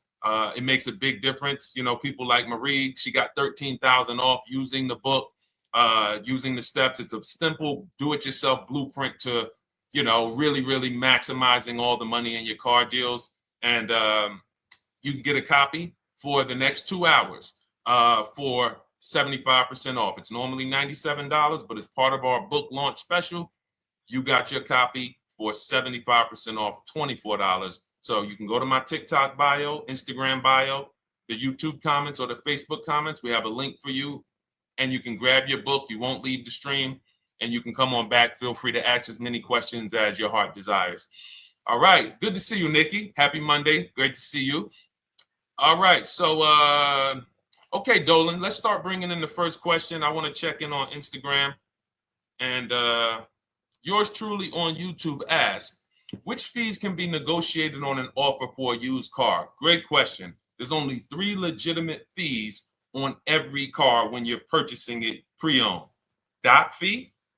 Some people, you'll hear people say, "Oh, doc fees are made up fee." It's a legitimate fee. In fact, when you look on the purchase order, which is that long form after you get your car, you'll see it's oftentimes it's printed on there. So is it all profit for the dealership? Yes, it is, but it also is legitimate. Your DMV fees, plates, license, registration, and your taxes. So those are the legitimate fees. Now, what are not legitimate fees? Anything that's not those 3. The prep fee, the marketing fee, the service plan, internet fee. All of these things are absolutely made up. Absolutely made up. Now, what you're seeing now is you'll see, and this is why you never want to go into the dealership looking for a car that you didn't see online first. Online is where we create the competition. Once you're there, we've lost our leverage. That's why everything we teach is called Cars from Home. 99% of your transaction can and should be done from home, where you can see that fine print, where you can actually you can see the dealers who don't have the fake fees before you get out there and waste your time with the ones who do. So you'll see all types of made up fees. Now, what is also being made up, let's go a little deeper on this, is the people, all right, if I put a mandatory service plan on my car, it's not, there's value there. It's not like the internet fee, which is just a ripoff, or the prep fee, which is just a ripoff. There's a service plan built in. Okay, then we have to determine if there's value there for us. There's a key replacement built in.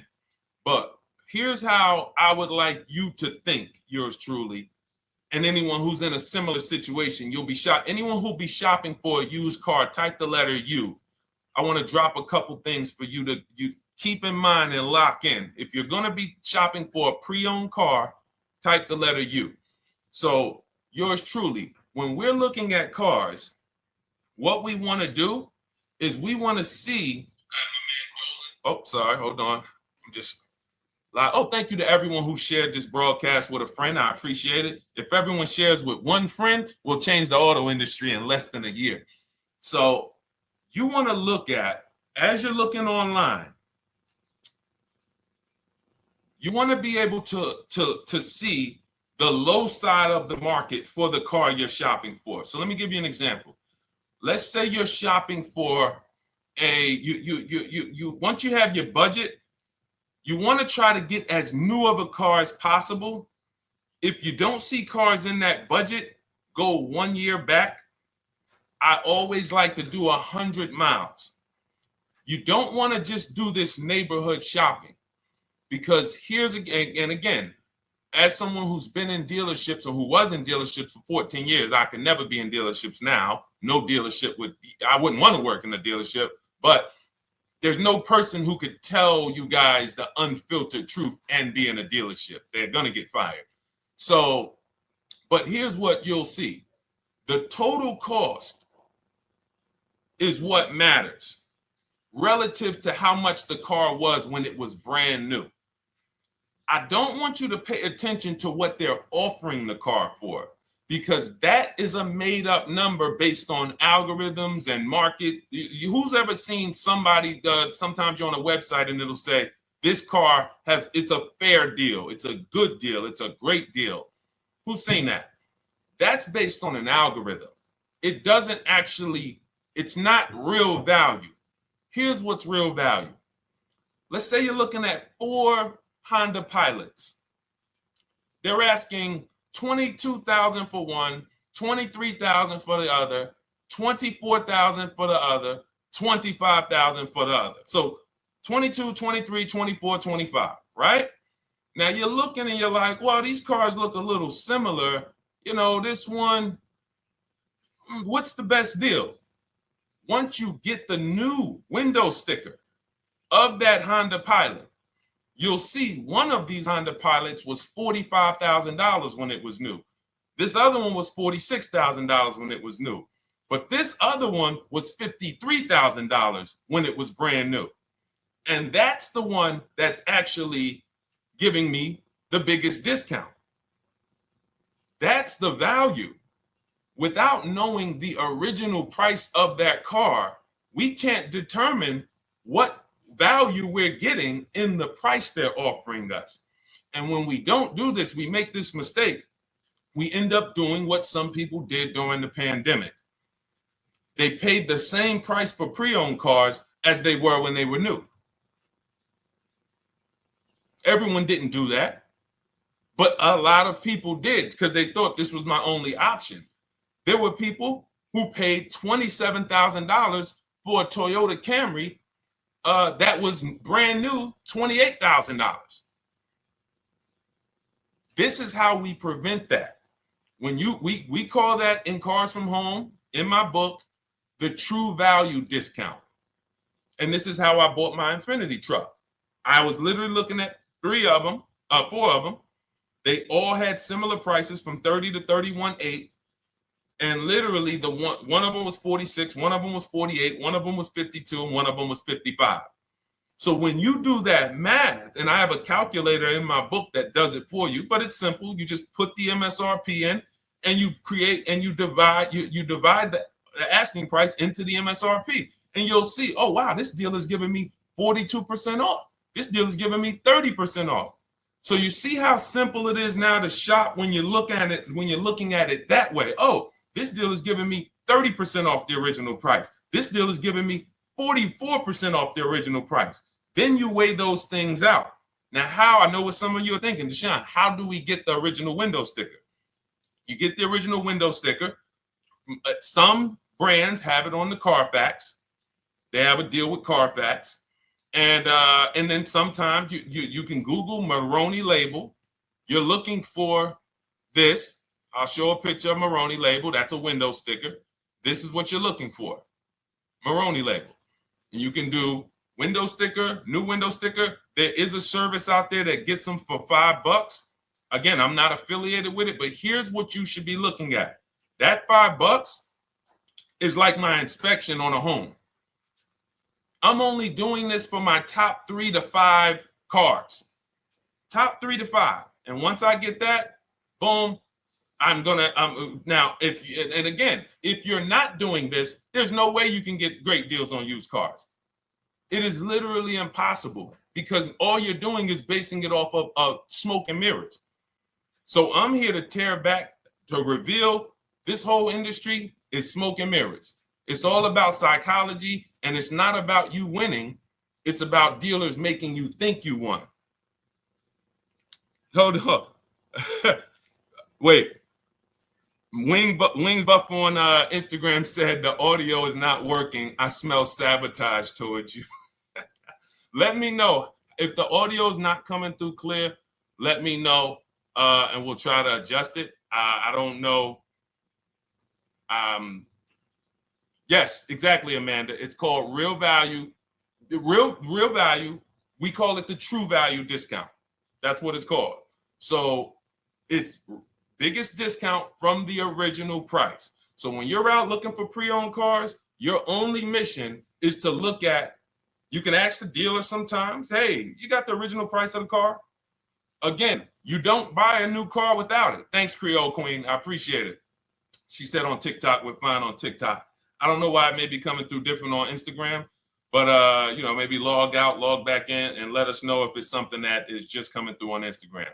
But you'll see the difference. Type $ if y'all understand that before we move on, because we got a lot more questions coming in. But without getting the new car price of the used car, it's impossible. We can make up a price. We can literally just make up a price. Oh, we're asking $32,000 for the car. How do you know that's a good price? But when you know, oh, that car was originally $61,000, they're asking $32,000 for it. Oh, I saw another one over here. They're asking $30,000, but the original price was $50,000. It's not a good, you get what I'm saying? Lower price, which is what most people flock to. Oh, this one over here is $1,000 less. But that $1,000 less is getting you $8,000 less vehicle. Okay? Type $. All right, yours truly said she's good. Did y'all get that? Y'all getting this? Let me know if y'all getting this. All right. Thanks, Sweet Now. All right. We are live. This is our Monday, May 12th show. We do these shows Monday through Thursday, 12 noon to about 1:30 p.m. Eastern time. So we'll also rebroadcast the replay throughout the day. So if you couldn't catch it live, definitely catch the replay and you'll be able to catch up on anything you missed. EJ, great to see you on Facebook. How do I buy a Tesla since they only are online and at one price? Great question. You don't negotiate with Teslas because they are actually one price. So when you look at a Tesla, you're actually looking at something none of the car dealers do, but they want to make you think they do it. One price, which means when you come into a Tesla in New Jersey, same price in California, same price in Florida, same price in North Dakota. Every other brand Every single car is individually owned and operated. Every car dealership. And, I remember like somebody came on the show and said, oh, Nissan is overpriced. I said, no, whatever Nissan dealer you went to was overpriced. There's another one probably 10 miles away.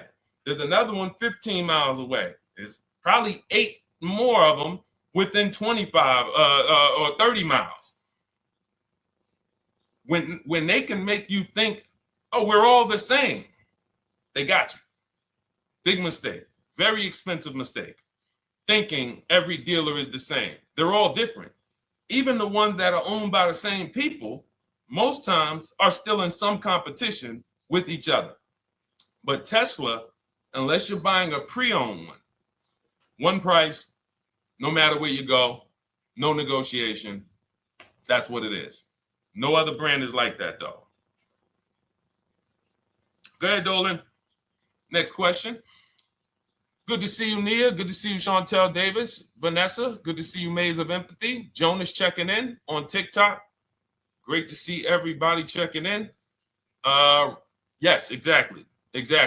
Now, I'm actually pulling up something from my first book. It was called 52 Car Buying Questions Smart People Don't Ask That Cost Them Thousands.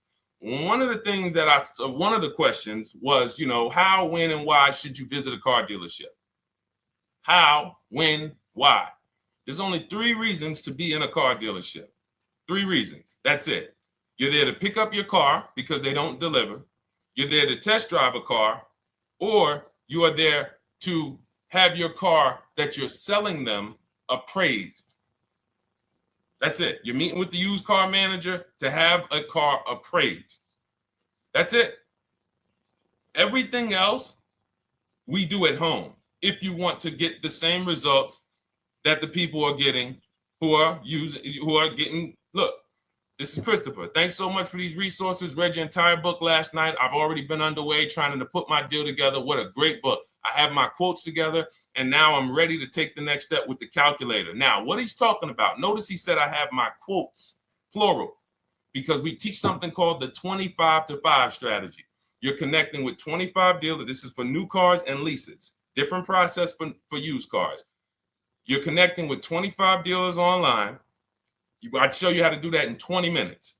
This is not car buying school. We're getting these cars and these deals in literally less time than it takes you to visit one dealership and buy a car. You'll be there for 8-9 hours. We'll put in a couple hours over a couple days. And I'm getting them. Eventually, you'll be able to be as quick as me. I get cars in 60 minutes. Does not matter what I want. 60 minutes. If I'm following up on a deal a couple of months, maybe 90 minutes is going to take me. You'll get there eventually, but in the beginning, take you a couple hours from home. Because what you're doing is you're creating a competition. You're using the internet to create a competition. So we get 5 offers on every car. We will not buy a car without 5 offers, because the only way that you're going to see the 80%, we call them the 80%. That's 80% of dealers that are overpriced. The only way you're going to see that is to get 5 offers. It's going to blow your mind. That's when the veil is lifted. The first time now, if you want to do it your way, you want to call around, get the offers, call around, ask for it, try to not, fine, do it that way. As long as you talk to enough dealers to get 5 offers, because then you're going to see, whoa, they've been playing me. How is it that I'm shopping for the same car? I called and got the same. I called on this Hyundai Sonata. One dealer's telling me it's $480 a month. One dealer's telling me it's $450 a month. One dealer's telling me it's $420. One dealer's telling me it's $375. Another dealer's telling me it's $340. That's when you know you did it right. So and here's how you know you've done it right. If you don't see a $3,000 to $5,000 spread from your best offer, which we call the 20% dealers, to the worst offer, you didn't shop correctly. We have people all around the country, We've been helping people since 2021. In fact, during the pandemic, we had people really killing it because they were selling their cars for 7 grand, 12 grand more, putting that equity in their bank, doing leases, no money down. So it was a phenomenal time for people who had cars to replace and were making dealers bid to get their new cars. So doesn't matter the market. But until you actually do it, you're not going to, it's harder for you to believe it. You get what I'm saying? It's harder for you to believe, wait, you mean 8 out of 10 dealers are overpriced? 8 out of 10. That's why you must get 5 offers for you to see, wow. My highest offer is $200 a month more, and that's my local dealer. That's the dealer that's 20 minutes away, because oftentimes some of your closest dealers, when they see your zip code, they'll be like, oh, this person is not going to shop us. Let's give them this offer. It's that dealer that's 45 minutes away, an hour away, when they get your notification on their website and they're like, whoa, okay, this is a person in our competitor's market. Let's take this deal from our competitor. It's going to blow your mind. And then it'll be changed. Right now, you're just being exposed to the information. And the same thing on used cars.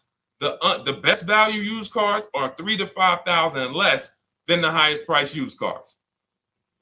It's just what it is, because 80% of dealers are going to, even when they say it's their best deal. Who's had a dealer say that to them? That's our best deal. That's the best deal we can do. Listen, that's the best deal we can do. Who's had that? Raise your hand. Who's in their car buying purchase, in their shopping, has heard a dealer at any time say, hey, that's it. That's the best deal we got, right? They're not lying. They're just not going to do, they'd rather you leave and they'll sell the car to someone else. Because they're like, we're not going lower than this. But here's the thing, their competition will. That's their best offer. It's not their competition's best offer. So it's very important to understand that. Okay? All right, let's go, Dolan. Let's keep it going. Next question. Oh, good day. I'm glad you got the book, EJ. Use it. Win. Send me your success stories. Continue to just follow it step by step. Ask yourself, what step am I on? It's like a checklist. Boom, that step's done. Go to the next one. Boom, check. Go to the next one. Hey, I'm looking for a car right now. I have 7 to 10 grand. Which way should I go? Well, I mean, if that's your budget, you probably can look for, and this is not what I teach, but I do have we call this a smart car. It's not that type of smart car. The little one stands for saving money at the right time. And if I got 7 to 10, what I'm looking for, I'm on Facebook. I'm looking for something. See, and this depends on what you need. See, needs, you pay for 5 things in a car. You pay for 5 things. Remember this. Size. So anyone who's like, oh man, I need to save money. Here's what and let me actually tell you why I want you to know this. When I was in Mercedes-Benz, right? We had people come in. I remember a woman came in. She's like, okay, I got kids. I need the one with the 3 rows. All right. So she needed the one with the 3 rows. We go through it. We pick it out. Once we get her a price on it, it's way outside of her budget. Now, here's what she says. Oh, what about the one, the 2-row one? Now, my question to her, because I'm an advisor, even when I was a car salesperson, I was still, and my brand was Mr. Mercedes. So the people who are in New Jersey, I created the Mr. Mercedes brand. And I said, didn't you tell me you had kids and you needed the 3rd row? She said, oh, yeah. So I said, why are we even discussing a 2-row vehicle then?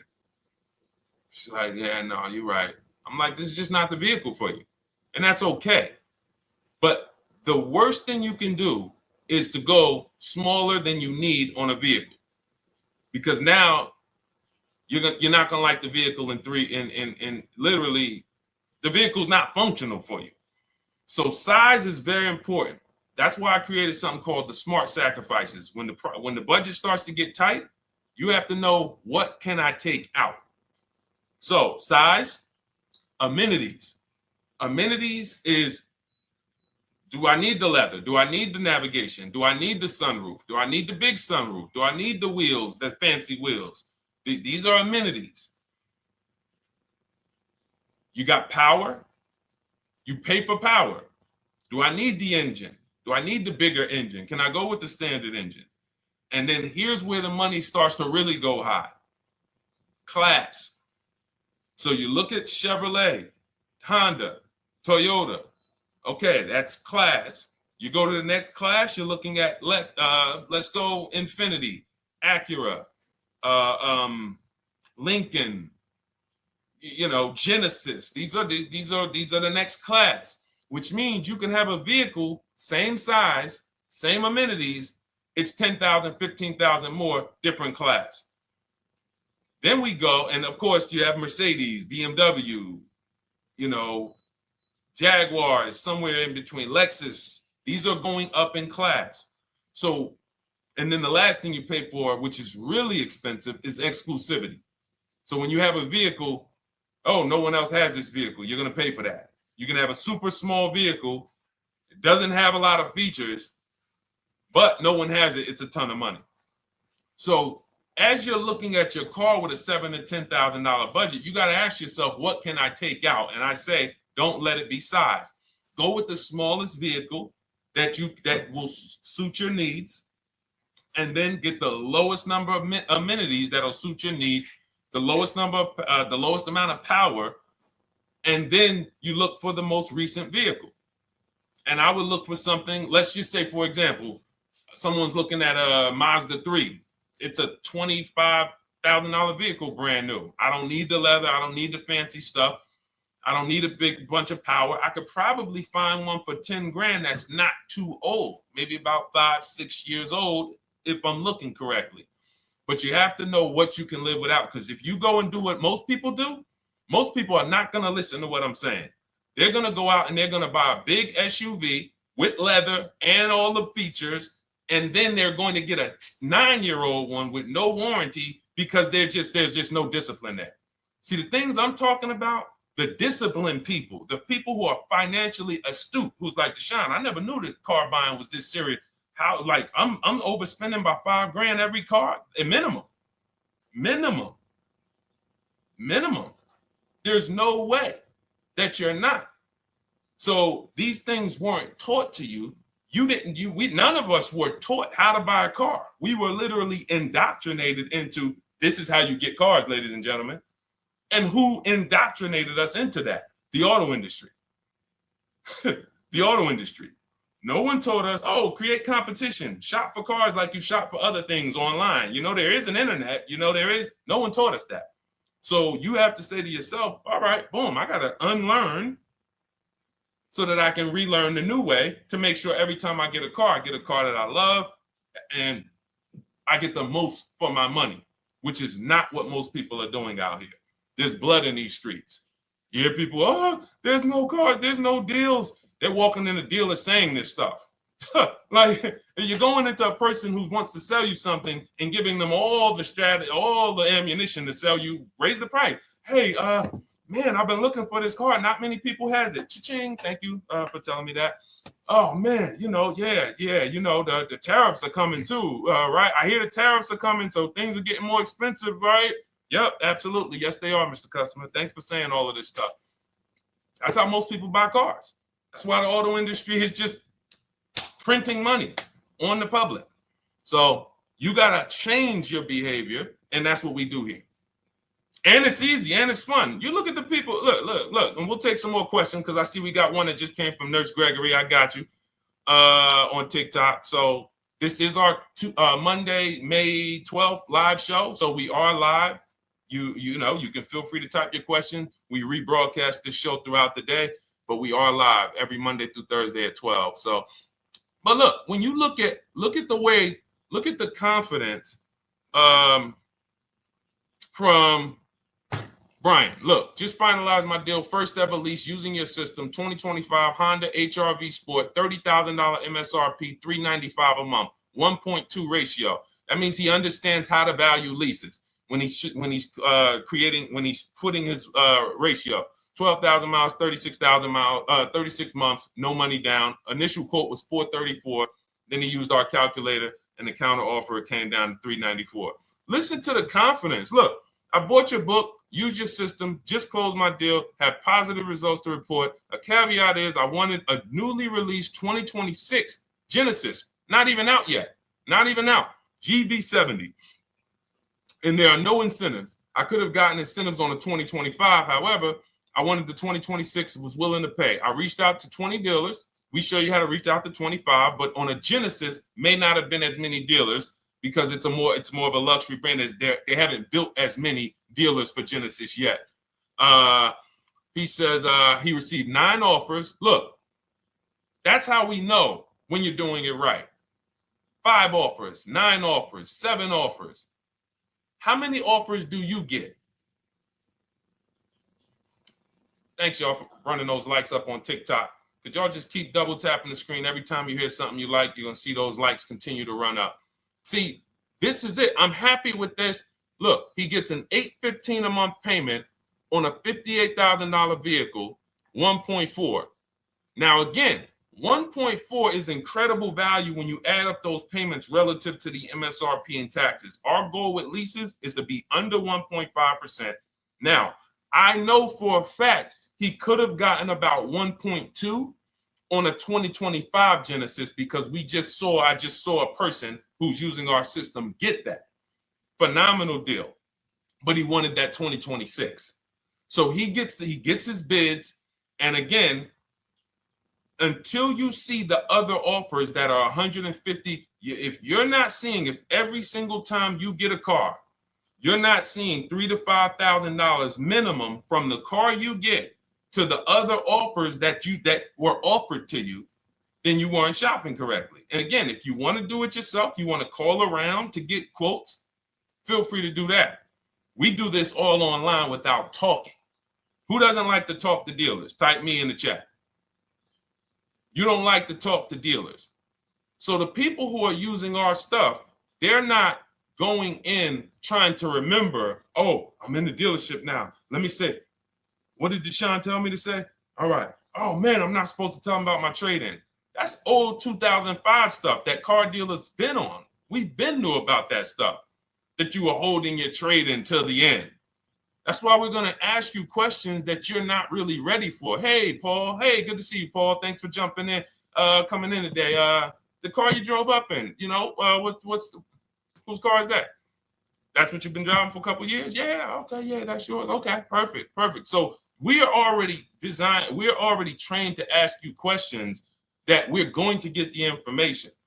So the only way, I'm not training you to go in and do battle and negotiate with someone who negotiates 3 times a day, 5 days a week. When you step back, start making dealers negotiate with themselves. That's what bidding is. You're going to see, whoa, it's easier to save money from home than it ever was going into a dealership. All right. Good to see you, Jamel, on YouTube checking in. Good to see you, Paul, on Facebook checking in. We are live on Facebook, Instagram, YouTube, and TikTok. And for those who, hold on, let me see. Do I got any sharers? Who shared the broadcast? Raise your hand so far. Raise your hand so far if you shared the broadcast with a friend or if you hit the share button. Nurse Gregory? All right, Nurse Gregory, send me a DM. You got a free copy of my book. Let's see. That's it. I don't think we have any. No, if you share now, it's too late. So I wanted, let me see.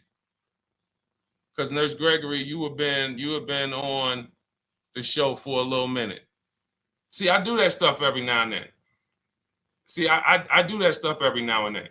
That's why when I ask you guys, like, to help me get this message out so we can help more people, you never know when I'm going to just say, you know what? You got a free copy of the book. So, I ask you guys to continue to share this broadcast so that we can help more people. Like, this is not about, because follow me. until most of the country is actually shopping from home, it makes our job shopping from home a little bit harder, because literally dealers know on a weekend, they come to us on Friday, hey, how many appointments we got? We got 200. 200 over the weekend. So they expect you guys to walk in. So until that goes from 200 to 100, and they're like, whoa, what's going on here? Whoa, people are not really walking in anymore. We're getting half the appointments. Oh, wait, what's going on? We only have 50 appointments. Memorial Day weekend, we got 100. We're normally at 300 appointments over a Memorial Day weekend. So until we start doing this collectively, it's hurting. It makes all of our jobs a little bit harder. So that's why I appreciate the people who share the broadcast. Yep, send me a DM. Okay, so let's go. We got more questions coming in, so pull them up, Dolan. Let's go. And this whole stream is sponsored by my new digital book. It's called Cars from Home: 7 Steps to Saving Time, Money, and Avoiding Dealerships. It's already 5-star rated. And, I'm reading a couple of the testimonials. Thank you to the people on Goodreads who reviewed that book. Thank you so much. And it's normally $97, but as part of our welcome offer, you can get yours for $24. That's 75% off.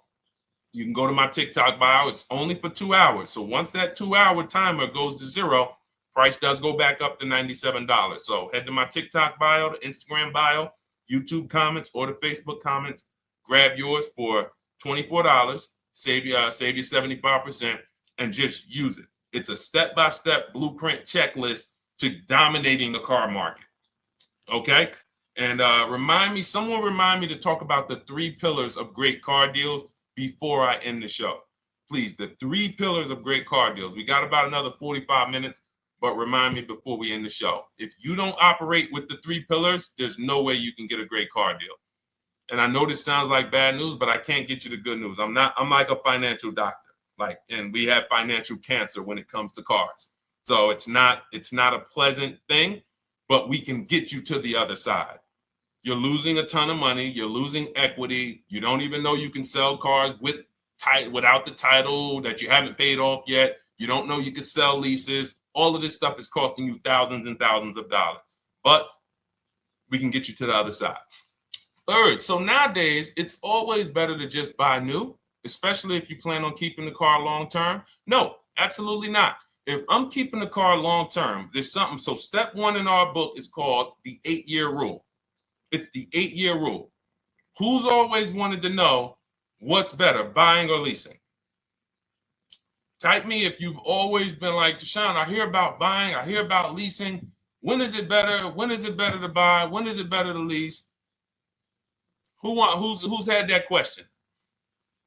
We have an anchor called the 8-year rule, which answers the question. The next car you're buying, how many years are you planning to keep it? Type it in the chat.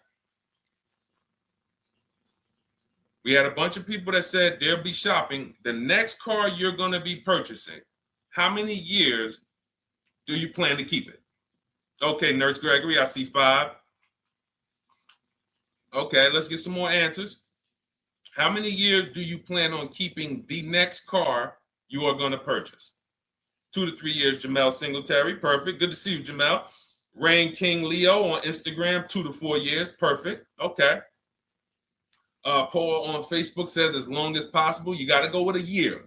See, that's the reason why. See, the longest possible, well, give me a year, a number of years, because you're going to see people be like, oh, I plan on keeping that car, and I didn't do the research to even find out that the car wouldn't last that long.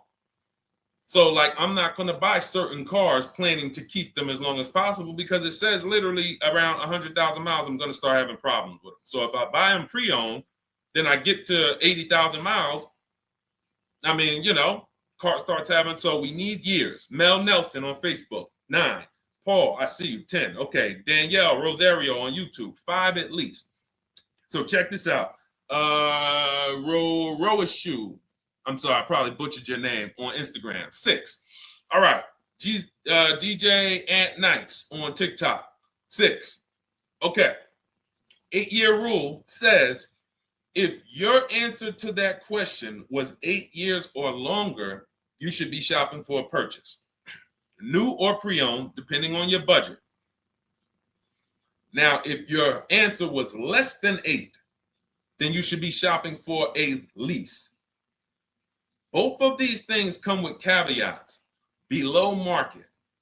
Not these lease deals you see on commercials. Those are not lease deals. I don't even call them deals. None of those prices, as you guys see me share the leases that my students get all around the country and the people who read my book, you're going to be like, wait a minute. Those don't sound anything like the prices I see on the commercials. They're not. We get below market leases. And most of the time with no money down. We always shop with no money down. On a purchase, you need a below market purchase. Again, you should see $3,000 to $5,000 above on other cars that you didn't buy. So the car you got, whether you're purchasing it or leasing it, it should be $3,000 to $5,000 below the other offers that you've seen, the other cars that you've seen online. So when we look and say, do we go new or pre-owned? And I know some of you got shocked with who was taught never lease a car. Like when I just said the 8-year rule, and I said, hey, all of you who your answer, Jamel, 2 to 3, you should be shopping for a below market lease. Dario, YouTube, you should be shopping for a below market lease. Madison, Marv on Instagram, below market lease. Yep. Rain, you've had your car for 3 years. You're already debating getting rid of it. You should be shopping for a below market lease. Yep. Nurse Gregory, below market lease. DJ Ant Nice, below market lease. We'll talk about that in a little bit. You can ask why. But raise your, if you were taught never get a lease, never lease a car, let us know in the chat and we'll handle that. But I want to answer the rest of this question because he asked, is it always better to buy new? So if his answer, for those of you who said, I'm keeping more than 8 years, I'm not breaking the 8-year rule, I'm shopping, don't think about leasing. You're keeping at least 8 years, leasing should not even be in your vocabulary. Now, new or pre-owned. That's based on 2 things. First is budget, because you want to go over your needs and say, what do I need? Can I get everything I need in a car for my budget? New? No. Most times, you can't. So if you have a large budget and you're like, Deshone, I could actually go new or pre-owned. What should I get? Now that's a matter of your values. The values say, I've had 2 groups of people, long-term people. When I was in dealerships, some of you know I was with Mercedes for 5 years, General Motors for 5 years. I've been in the auto industry for 14 years. People would say, Deshone, man, I only get a new car. I'm like, yeah, I only get a new car every 10 years. That's why I get my new car. I'm going to treat myself. That's values. Now, some people say, well, I could afford both, but you know what? I want to knock 20, 30, 40% off the price. That's values.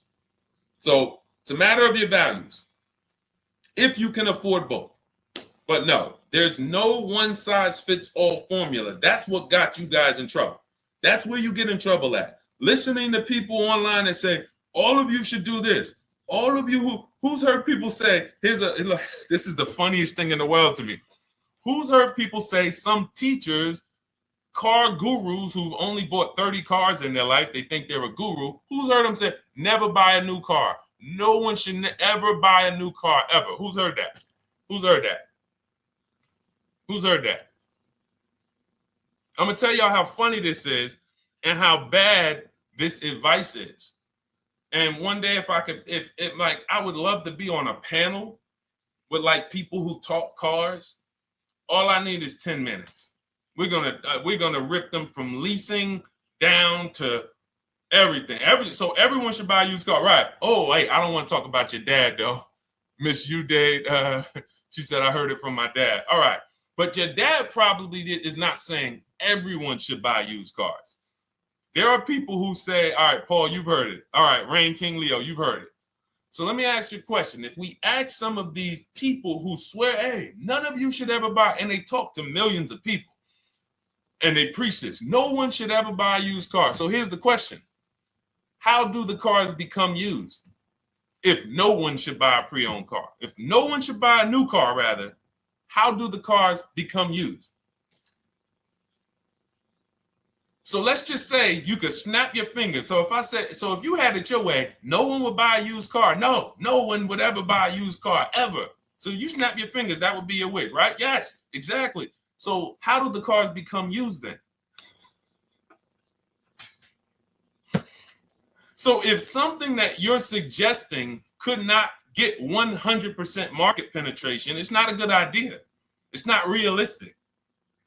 There are people who should be leasing new cars below market. When you lease a car, you get a brand new car that year, 2025, all the latest and greatest. You're the first driver, unless you get a demo, which has maybe, it's a couple months old, within a couple thousand miles. But other than that, it's a new car. That's what you're leasing. Got to get multiple offers or they're going to overcharge you. You'll go in, you try to go in and, hey, work me up a lease deal. You'll be like, whoa, this doesn't sound like what Deshone said those leases. But that's got to say, because we don't go into dealerships to get lease prices. We stay at home and get multiple prices from home. You're walking into an 80% dealer. But yes, that's the difference. So the 8-year rule is to be your anchor for when I should actually be buying or leasing. And then once you go and say, I'm buying because I'm keeping 8 years, then you let your budget dictate whether you're going to shop new or used.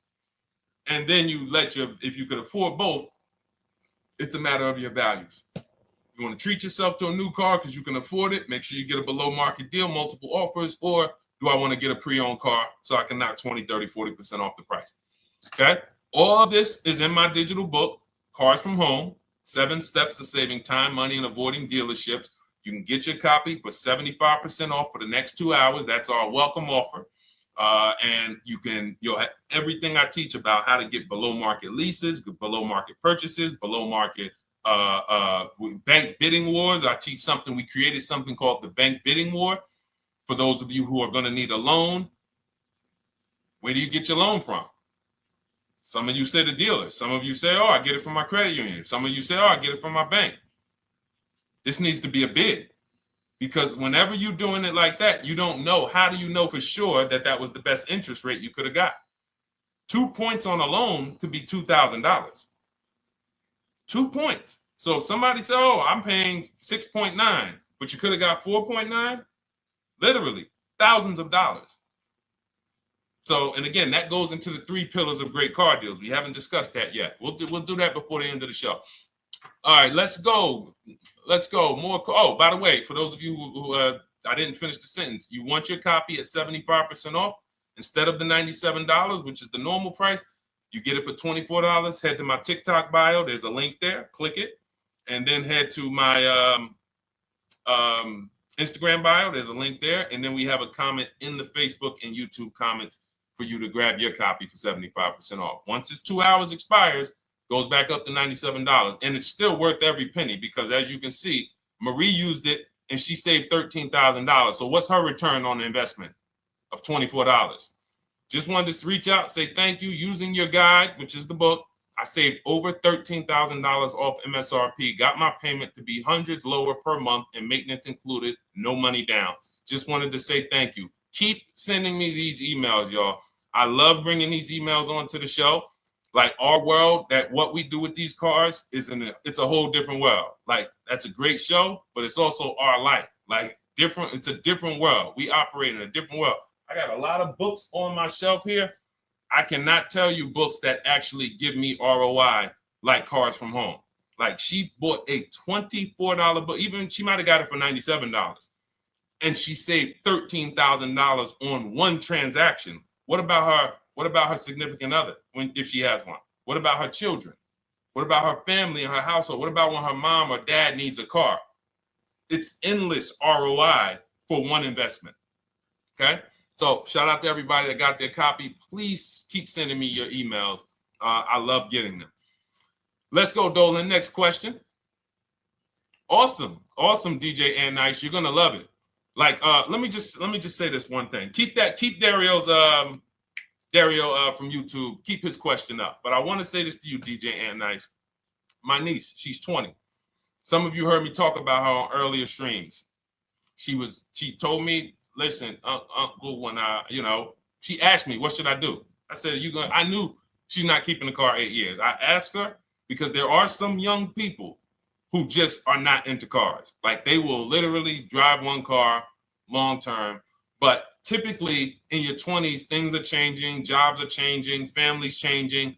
Your needs for the car may change. So I'm like, listen, 8-year rules. You should be shopping for a lease. You're going to save way more money. Most people go out there and they'll tell you go buy a used car, and they'll put you in a used car for $300, $400, $15,000 is only, that's $300 a month. They'll go and put you in a, $400 payment, $20,000 used car, $18,000 used car. You barely got a warranty. Maybe you got no warranty. So in a year, 2 years, you better have a tow truck on speed dial, just so, you never know. You get what I'm saying? Not saying it's a bad car. Used cars, 5-year-old, 6-year-old, no warranty. You better have roadside assistance. So I said, let's do this. Pick a new car, go drive one, pick one under $30,000. Because she said, I would like my payment to be like, under $350. I'm like, all right. She's got her credit to where it needs to be. This is why we should have our young people with their first credit card early, or as a what's the term? It's slipping my mind. When we add our young our people to our account as parents, authorized user. And so she goes out. She drives the Hyundai Sonata. I said, okay, perfect. She said, I like the car. We get her offers. We started getting offers for her Thursday.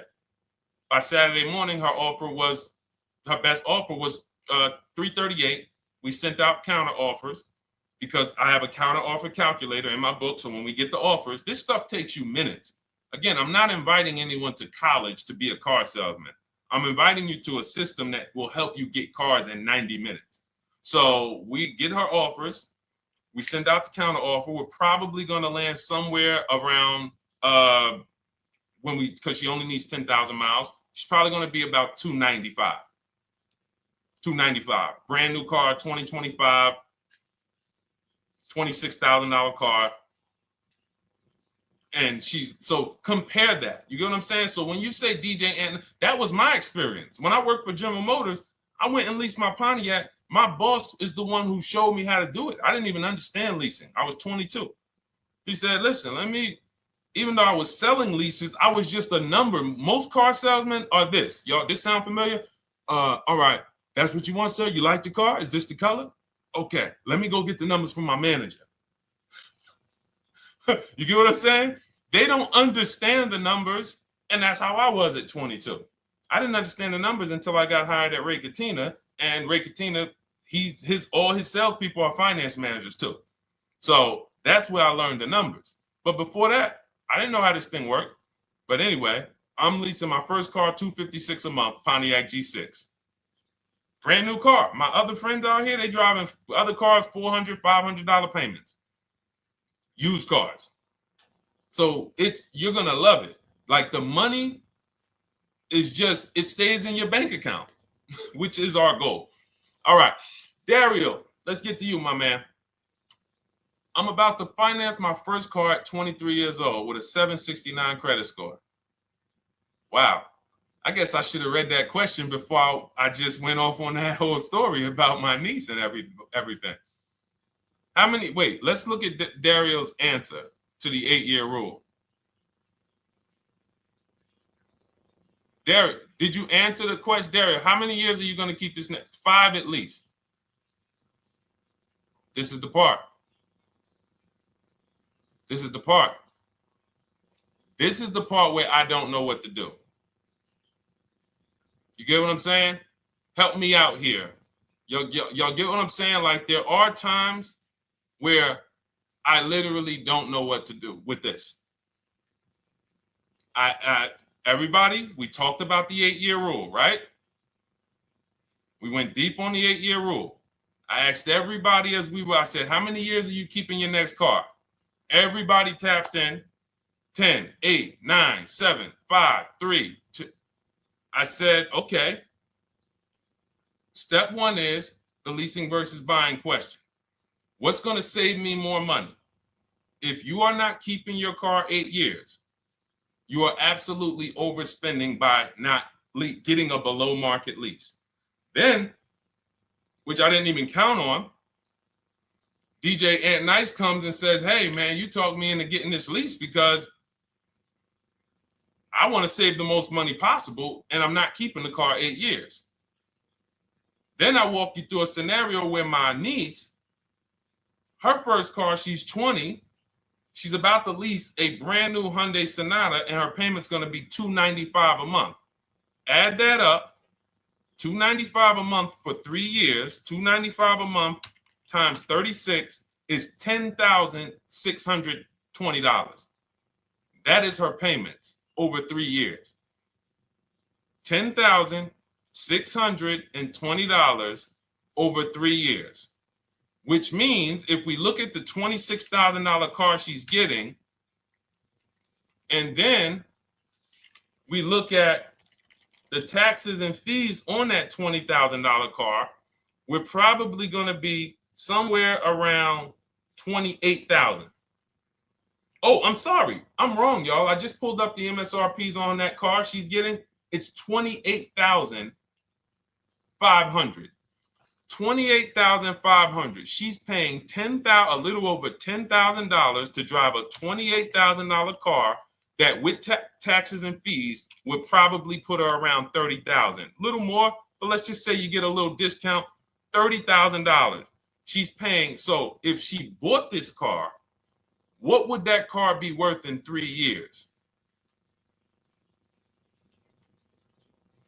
What would that car, if she bought a $28,000 car, $28,000? Throw some numbers out there so we can really try to help Dario and the people who just, all right, may need us to go deeper on this. You might need me to go deeper on this. You might be like Dario, like, okay, Sean, I didn't grasp it. Let's go deeper on this. What would the car that she's getting, my niece is about to get for $28,000, $295 a month, what would that car be worth after 3 years? $28,000 car.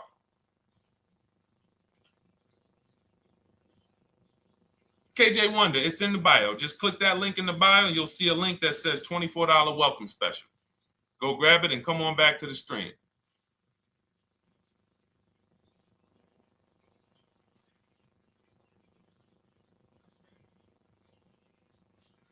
Anybody want to tap in?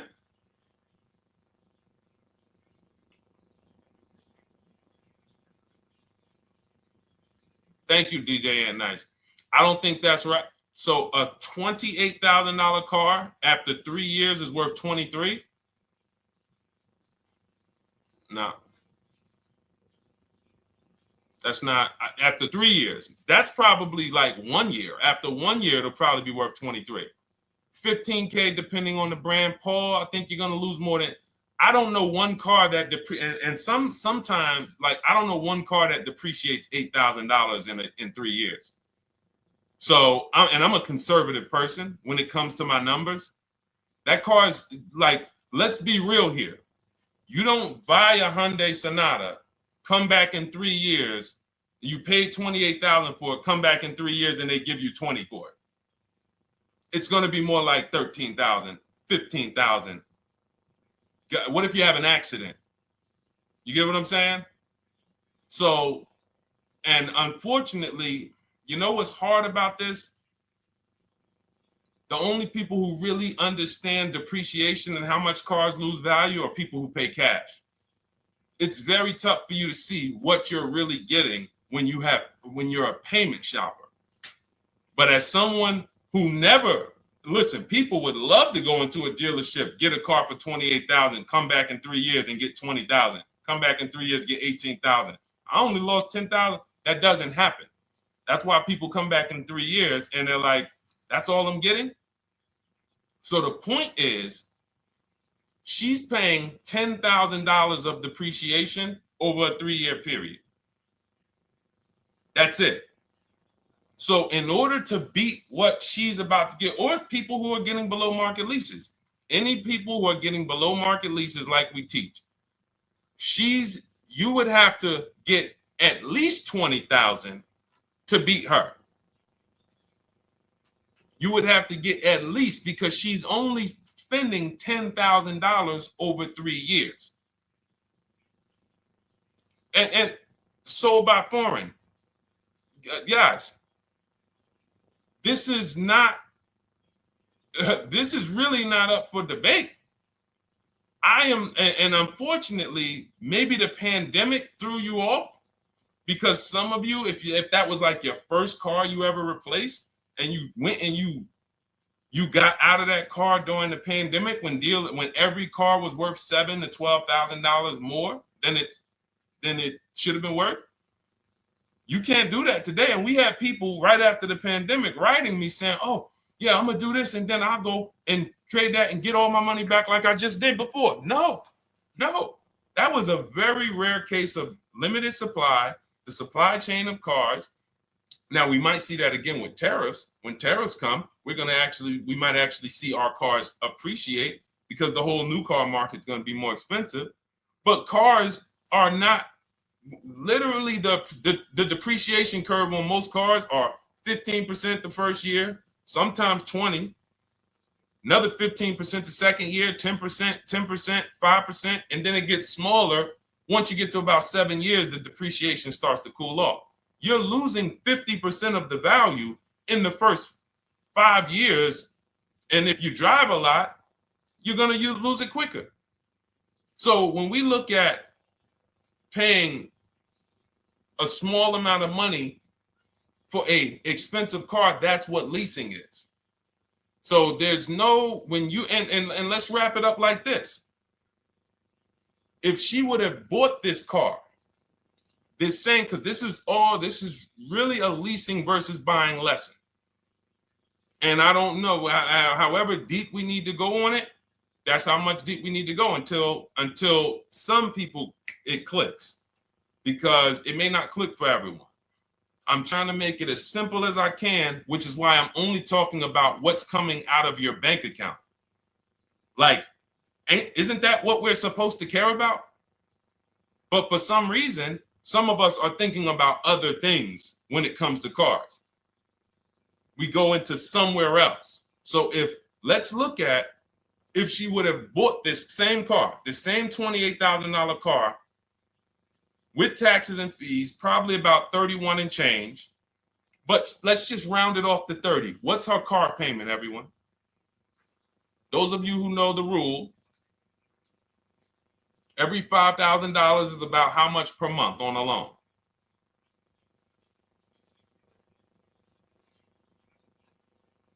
Every $5,000 is about how much on a loan?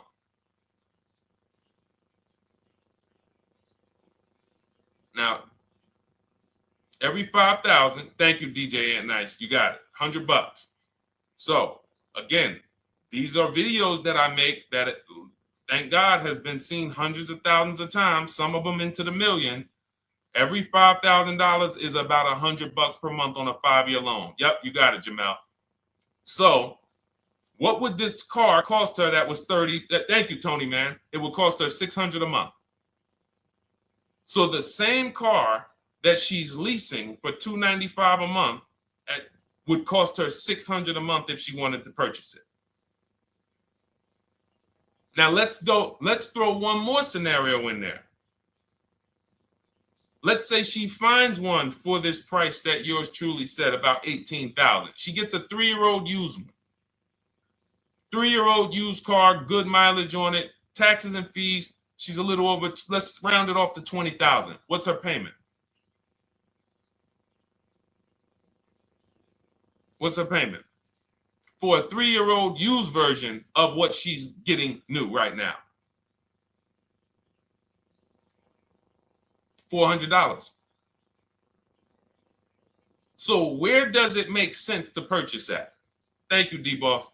On TikTok, we see you. We are live. This is our Monday, May 12th live show. We're live from 12 to about 1:30 Eastern time, Monday through Thursday. Mark your calendars so you don't miss a show.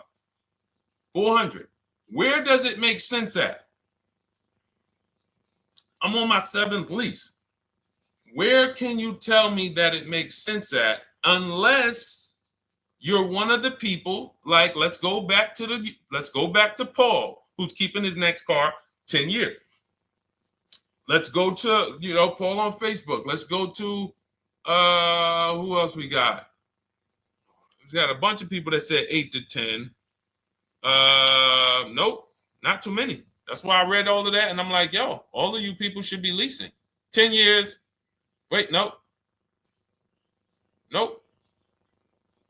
I can't find many of you who said you were going to be keeping more than 8 years.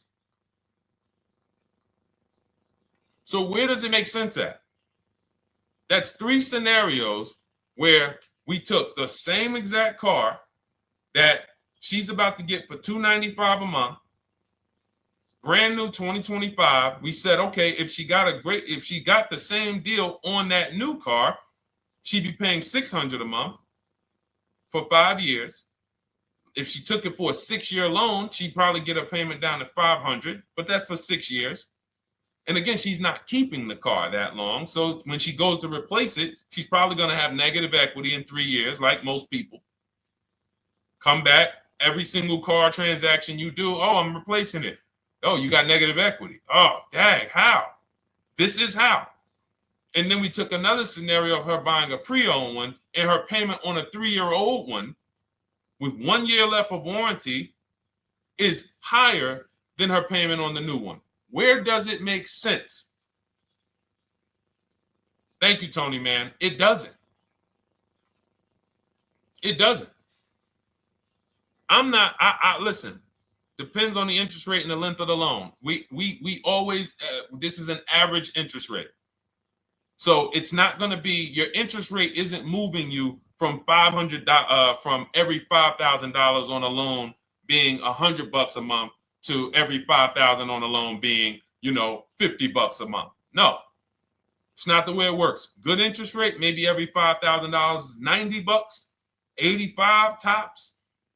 It's not 50, to the point where, and this is how people get in trouble. That's why our people don't get in trouble, because they don't go in looking at a $20,000 or $30,000 car saying, oh man, I'm gonna get that to $400 a month with no money down. Yeah, you'll get it $400 a month with no money down. Your loan's gonna be 96 months. So when we have these boundaries, this is how we move. We're not even talking about the bidding process. We're talking about the bidding process is how we get the dealers to give us the best prices. Right now, what we're talking about is structuring our deals. Because if you go out and you get a great deal on a purchase, but you should have leased, you got a bad deal.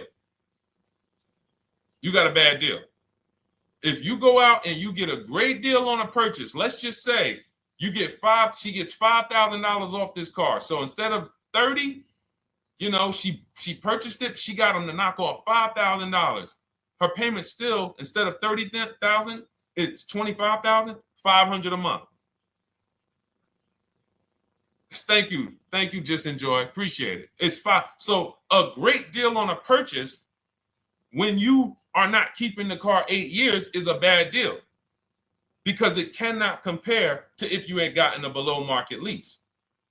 It just doesn't compare. That's why I'm showing you these numbers. I'm a math person. I was in calculus as a junior. I love math. And my goal is to try to make the math simple by just showing y'all, hey, here's 3 scenarios: new car, used car, lease. Here are the numbers: $600 a month, $400 a month for the used car, $295 a month for the lease. But we say we want to save money. We say, oh man, things are getting more expensive. Money's important. But we're still letting old mindsets make us do things that don't serve us, because we were taught that, even though it makes no financial sense. So the hardest thing that I have to do is get you to unlearn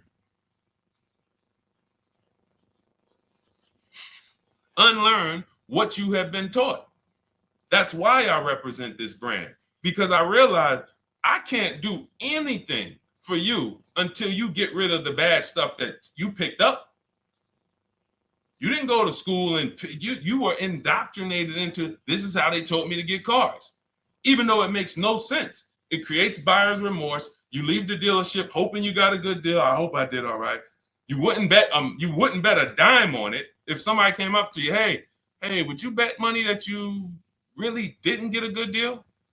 You would be like, oh no, I wouldn't take that bet. I don't. No, you have no confidence, no guarantees, nothing. And this is what people are still staying in. So when we talk, we're inviting you to the new way. We call it, this is the new way. And so everything that we're talking about, you can get in my literally my video, my step-by-step checklist, Cars from Home, 7 steps to saving time, money, and avoiding dealership.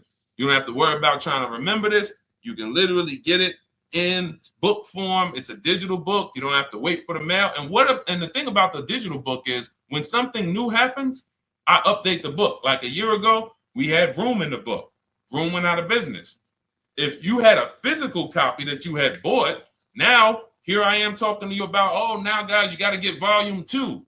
No, I just went in, we update the master file, Room's going, process stays the same. So that's the thing. So it's normally $97, but as part of our book launch special, you can get your copy for $24, 75% off. It's a 2-hour only offer. So next 2 hours, if you visited, you'll see the timer. Once it gets to 0, the investment is $97, and it's worth every single penny. The return on that $97 will be incredible. But if you get there before the offer expires, you get yours for $24. So head to my TikTok bio, click that link, my Instagram bio, the YouTube comments, or the Facebook comments. We have a link there for you. Grab your copy for 75% off. All right. All right, Dolan, let's go. We got time for a couple more questions.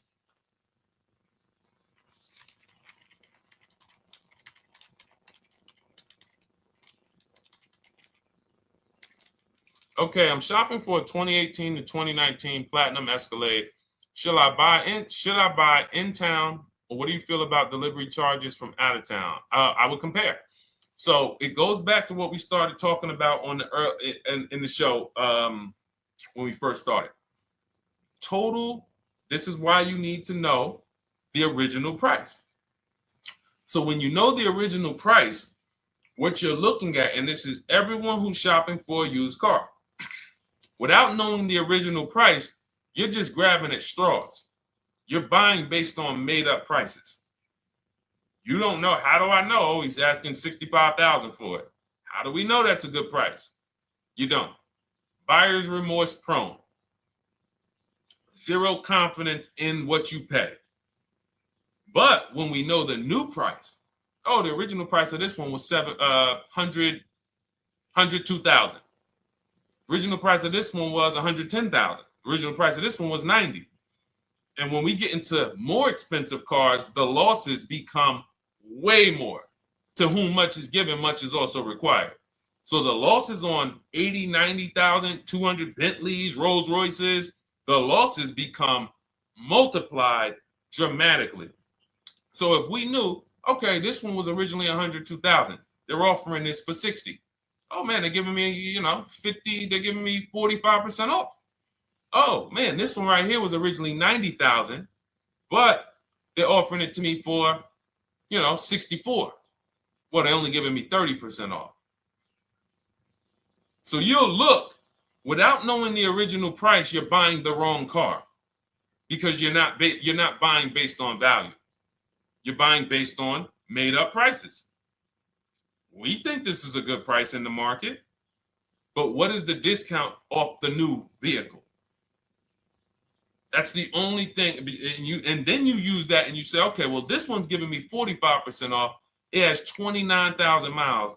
This one's giving me 30% off. It only has 15,000 miles, and you can judge more accurately.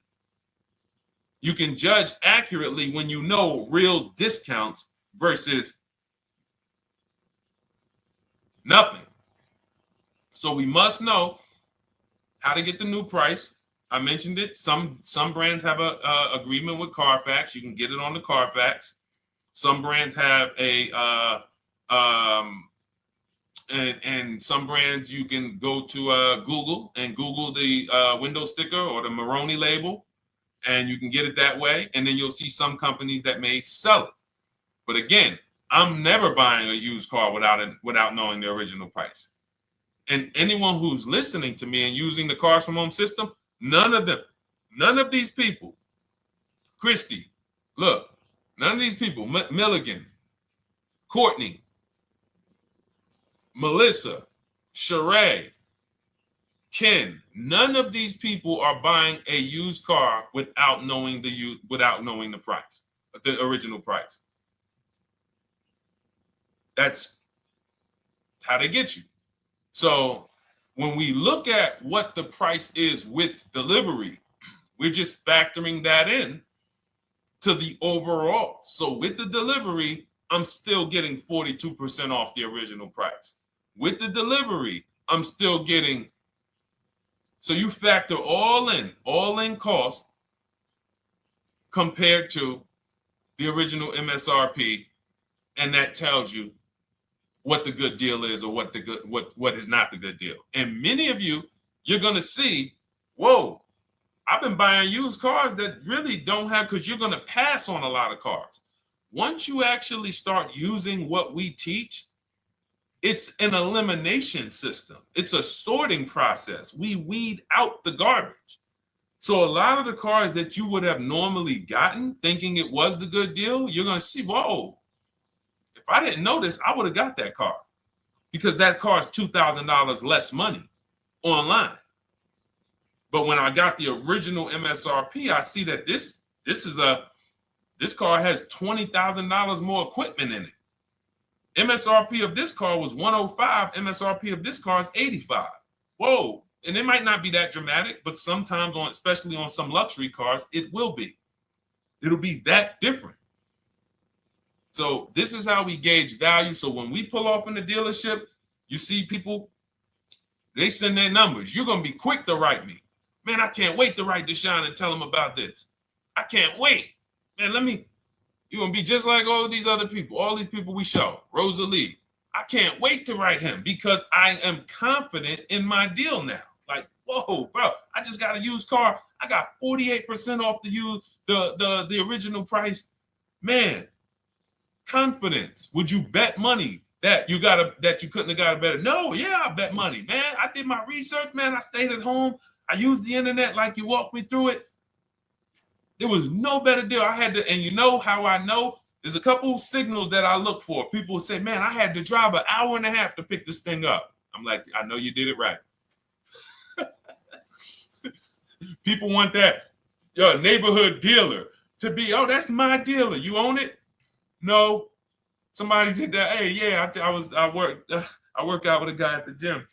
He came up to me one day. He said, yeah, because I went to my dealer the other day. And, they was telling me. So when I hear this, that just literally is like, oh, you own a dealership? Oh, no. I mean, you mean the dealer that sells you cars and services? Yes. Okay. See, it's just these are not our friends.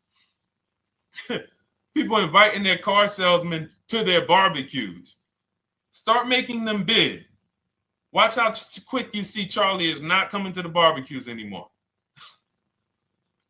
You got your car salesman coming to the barbecues with you. Hey, how many cars? Oh man, this is Charlie. Charlie, let me introduce you to my neighbor Jane. Charlie's been selling our family cars for years. Charlie's like, yeah, hey Jane. Yeah, hey, listen, Charlie, how long we known each other? Well, I knew your grandfather first. Yeah, listen, Charlie, hey, watch you start one transaction where Charlie gets a message, your message from online. Hey, this is Nicole Stewart. I'm looking for this car. We have all of these templates in my book too, so you don't even have to think about what you're going to write. You just copy and paste them. Hey, phone's going to be ringing for him. Now, we use a shopping email and a shopping phone number. We never give the dealerships our phone number. We don't want dealerships coming to our personal phone number. We use a Google Voice and we create a brand new Gmail.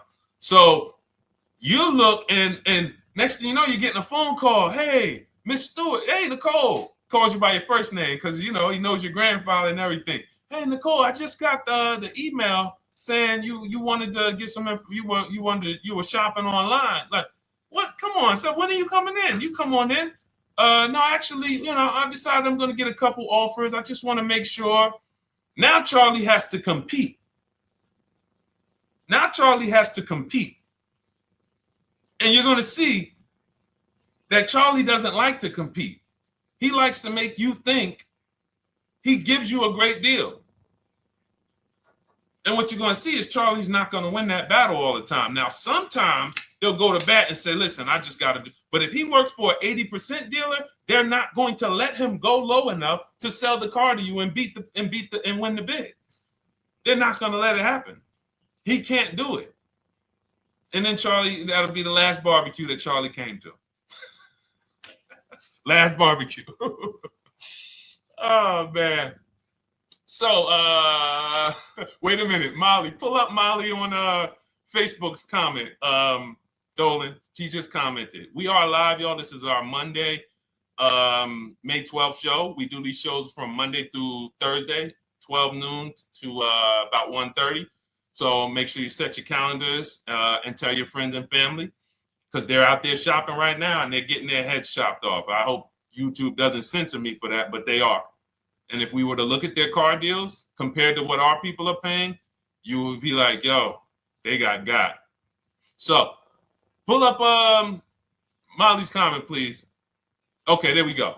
After listening to you, okay, I got called in for another option of SUV I ordered, and boom, they had over $6,840 in options. Ceramic coating, tint, theft protection, yet they kept going down on the price but never removed it. I left.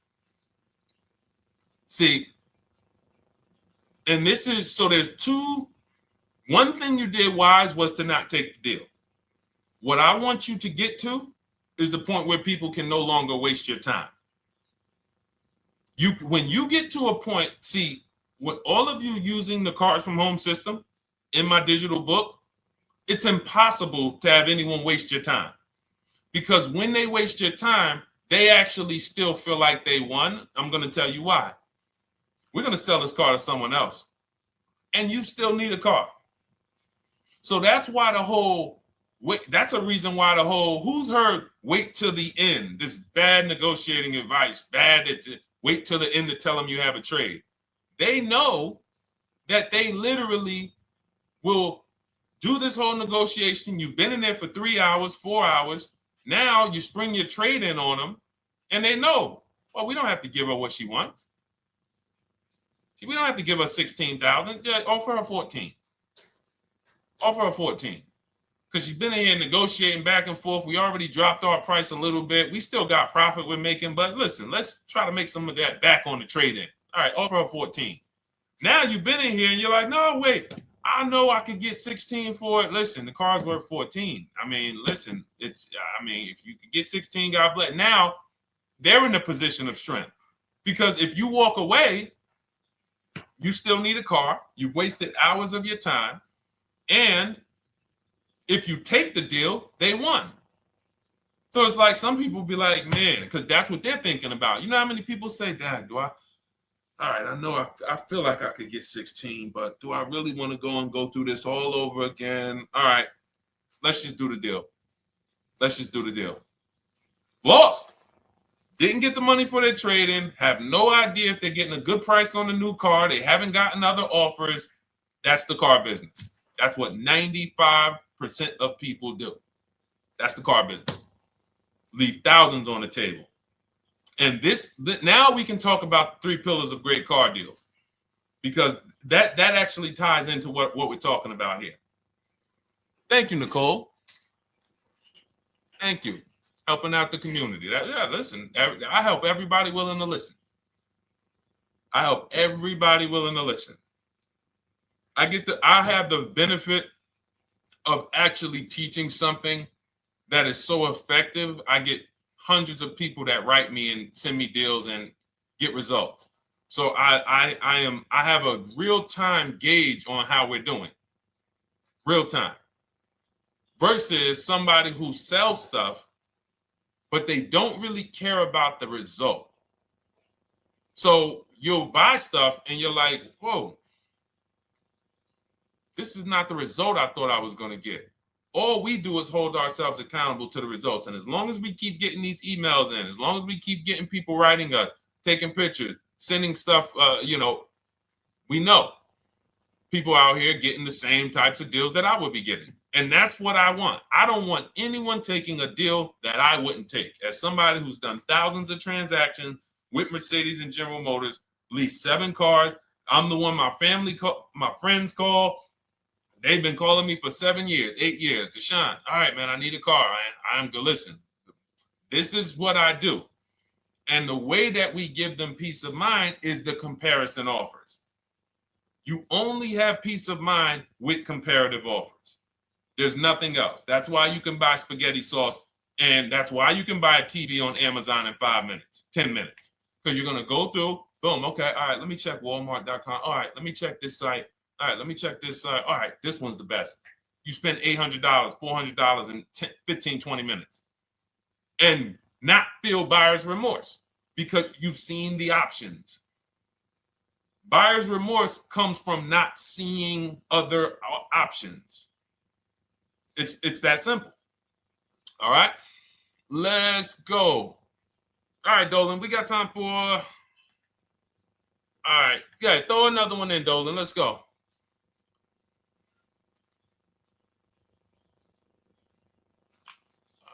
right.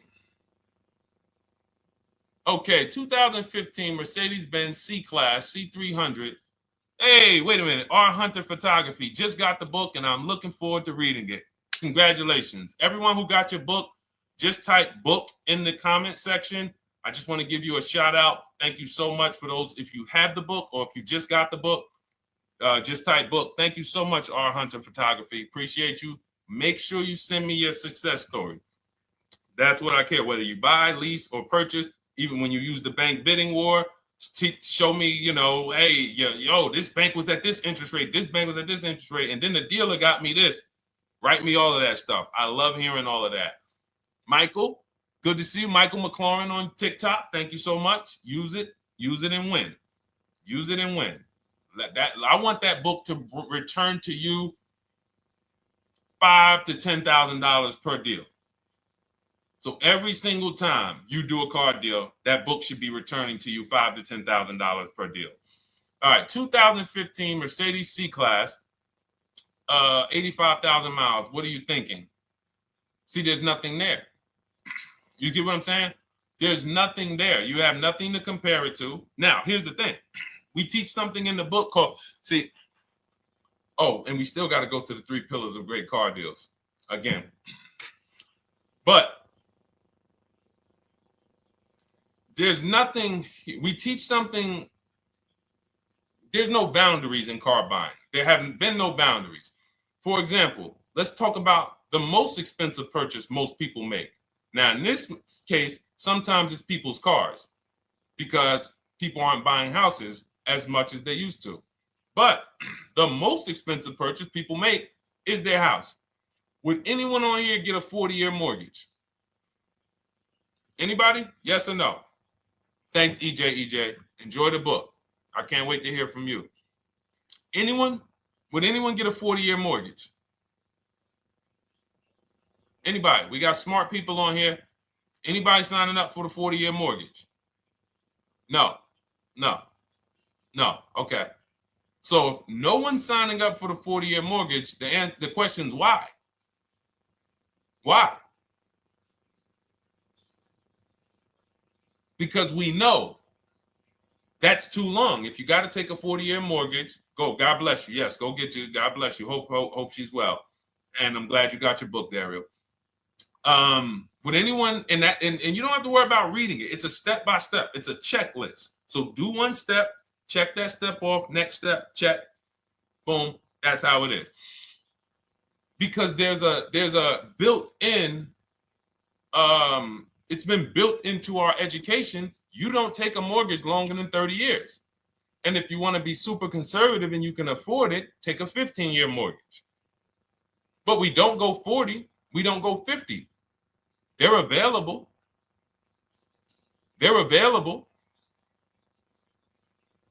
That's the same thing with 8-year car loans, 7-year car loans. And when we look at, so we have something called the rule of 72, which is 6 years, and the 10th birthday. What this says is you should never take a loan longer than 6 years, 72 months, and you should have the car paid off by the 10th birthday. Now, why? Because when I was in Mercedes, people who would come out is two people who hate, this is actually the same person. They hate Mercedes. They hate BMW. Why? Because they had an older one, no warranty, and they could not afford the maintenance and the repairs on top of the money they were paying for it. They hate it. You ever hear people say, oh, never buy that, man. I had one of those. It was a money pit. It was a money pit because you bought one that you wanted to shoehorn your way into the car. You couldn't afford the one that had the warranty, 3 years, 4 years old, buy an extended warranty, keep it 8, 9, 10 years, pay the car off in 5 or 6, and then you have, a couple years with no payment. You still have money to the side for your maintenance and your repairs when things go wrong. No, you bought one right from the start with no warranty because you wanted to be in a Mercedes. And they come out crying. You could just see it welling up in their eyes. We know, we've seen it too many times. That's a brand that people without any affordability index, they're going to buy cars that they cannot afford because they can afford the payment. And the saying is, if you can't afford to maintain it and repair it, you can't afford the car. So we never want a car that has a loan on it past the 10th birthday. That's an affordability gauge. That means I'm looking at a 6-year-old car. Car is 6 years old. 4-year loan. The amount of the number of years on the car, and this is in my book. Nothing I'm telling y'all is me coming off the top of my head or off the fly. I'm teaching you out of my book. That's what these shows are. I'm literally, when you are reading the book, I remember Deshone talking about this on the stream. Oh, I remember Deshone said this on the show. Everything I'm teaching you on the show is my book. So you can understand. I'm not winging any of this stuff. But when you look at the rule of 72 on the 10th birthday, it says the age of the car and the number of years on the loan should not go past 10. So if you're looking at a 5-year-old car, that already says my budget can only afford 5 years old. Like I can't get 4 years, 3 years old, which means I need a 5-year loan. If I'm looking at a 4-year-old car, I could do a 10-year loan. I mean a 6-year loan, because that's under 10. If I'm looking at a 3-year-old car, I can do a 6-year loan. 2-year-old car, 6-year loan. But if I'm looking at a 7-year-old car, 3-year loan. And what you're going to see is, wow, when I use that, Deshone, I see there's certain cars I can't afford. Correct. Correct. Because you can't afford the car to begin with if you need to get a 6-year loan on a 7-year-old car. Does that make sense? Type $ if that makes sense. Type a $ if you're getting this. Type a $ and let me know you're getting this. Never heard of a 40-year mortgage. Exactly, Artelis on Instagram. I didn't hear about it until I started teaching this. Because the reason we created the rule of 72 on the 10th birthday is because we wanted to bring the same standards that they have in mortgages to the car business. There are people who only get a 3-year loan on a car or a 4-year loan on a car. That's like a 15-year mortgage, short-term mortgage. And then there's people who say, all right, I want to do a more average 5 or 6-year loan. That's your 30-year mortgage. But when you start going to 7-year loans, that's 84 months on a car, you're moving to like a 40-year mortgage. You are going past affordability. This is a sign. This is a red flag. I cannot afford this car. I cannot afford this car. Let me look at less car. Let me look at what I can sacrifice. We talked about that earlier. Can I sacrifice size? You don't usually want to do that unless you're getting a car that's just big for no reason. Oh, I just like big cars. Well, you might not want to get a big car in this time. You might want to go smaller. But never get a car that doesn't cover your needs in terms of size. What you really want to look at is amenities. All right, I don't need the big sunroof and the leather and all of this stuff. You know what? Let me go to the next amenities down. Class. So you're like, oh man, I'm used to driving Lexus. I'm used to driving Mercedes. I'm used to driving Genesis. I'm used to driving Infiniti, Acura. No, maybe you got to go down to the next class. You'll save $5,000-$7,000 going to a lower class of vehicle. These are the things that you want to be looking at. This is how you want to approach. This is how you don't. This is how we win. This is how you understand your car transactions versus just like, all right, time to get a car. Can you just do this for me, Mr. Person who I know is going to make money on me, and it's your job to make money and they're going to fire you if you don't make money on me? Could you just get me the best deal possible? No. EJ, thank you. Ray, getting value out of it. I see you. Awesome. Deshone, how much should we try to negotiate out the door? That's a bidding process. See, that's a feeling for, we don't worry about that. I'm going to tell you why. Some deals, their best deal is going to be $10,000 off. Some cars, the best deal is going to be $5,000 off. Give you an example. In some deals, the best deal is going to be, you're not ready for this, almost $30,000 off. Now, let me show you each one. So when you look at, where's Tiffany? So Tiffany, no, that's Chris. Hold on. That's Kanika. Oh, wait a minute. All right, let's go to the. So the question you're asking reflects normal negotiation, which is we're feeling for the bottom. We don't really know where the bottom is. We're feeling for the bottom. And you're feeling for the bottom, it's a losing strategy because you don't know how deep, you don't know how low the bottom is. When you feel like in your gut, okay, I think this feels like the bottom, you take the deal. Losing strategy. Because the bottom is different for everyone. So you look at somebody like Sean. Sean gets 15, he bought an F-150 Lightning. He got, with the discount from the dealer and the hidden money, unadvertised rebates, over $20,000 off his F-150 Lightning. Over $20,000 off. Now, you look at somebody who, let's see if we can find Kimberly. Kimberly, when she got her Maserati, I love just keeping Kimberly up because she's like, you know, she got over $20,000 off her brand new Maserati when she got it, even though it was last year. But I want to look for a smaller deal. So I think I might have took Tiffany's down. Hold on. Because Tiffany got a Mazda. Hold on. I used the strategy in your book. Hold on. Tiffany got a Mazda, and when she got her bids, her best offer was $6,300 off. That was the best offer on that car.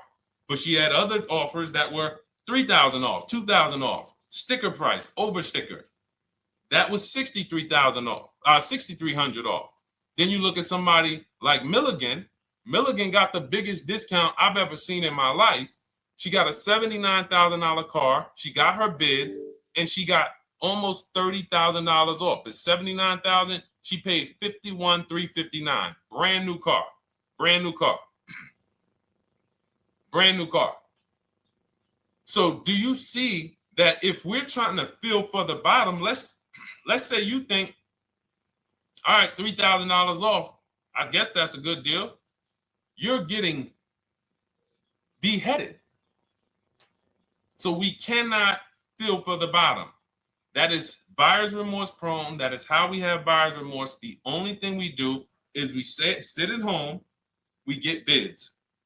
That's the name of the game. When you are getting bids, life changes. You now know, oh, this deal is taking off 8. This deal is taking off 2. This deal is taking off 8. This deal is taking off 10. This deal is taking off nothing.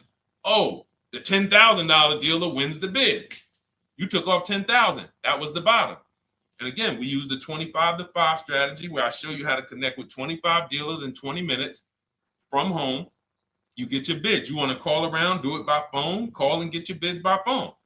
We do this by email without talking. That is what's in my book. That's how we do it. So everything we talked about is in my new digital book. Cars from Home, 7 Steps to Saving Time, Money, and Avoiding Dealerships. Normally $97, part of our welcome offer. You get your copy for $24. That's 75% off. In my TikTok bio, click that link. My Instagram bio, click that link. Or YouTube comments in the Facebook comments, deshonsbook.com. 2 hours, get your $24 and let that continue to make money for you and keep money in your family. We didn't talk about. We didn't talk about selling leases and equity in leases. We didn't talk about the bank bidding wars. We didn't talk about, we did deep on leasing versus buying. We hit on a lot today. Now, for those of you who are like, Deshone, I'm just meeting you, I don't really trust you yet, then start with my free cheat sheets. Dolan will put a link for you. You can go to DeshonesCheatSheets.com, put a link in the comments, and just start with my free cheat sheets. We've given thousands of people have started with my free cheat sheets. That'll expose you to the Cars from Home world, because once you see the value, like, wow, this is what Deshone's giving us for free. What is in the book? The book is your step-by-step checklist, step-by-step blueprint. But if you're like, you know what, let me just get started with the cheat sheets, go grab the cheat sheets. Now, mark your calendars. We're here Monday through Thursday, 12 p.m. Eastern Time. Show usually lasts about 90 minutes. You can bring your questions. You might be watching this on a replay, because you'll see a lot of people ask the same question you would have asked. But mark your calendar so you don't miss a show. We'll be back, and then we'll run the whole replays all through the weekend for those who couldn't be here during the week. So I might start doing something for people who bring people. Write me some ideas, because what I really want is I want to come up with something, a way to reward people who share. That's why I wanted to give a free copy of my book to our nurse on TikTok. You know, like, I want to come up with something for people that bring people, that help me actually spread this message. DM me some ideas, and I'll watch that. I can't read all the DMs, but I will certainly start that DM with, you know, I have an idea, and then I'll know that's you. Because I want to come up with something specifically for the people who share. All right. I'll see y'all tomorrow. Thanks for watching. This has been our show.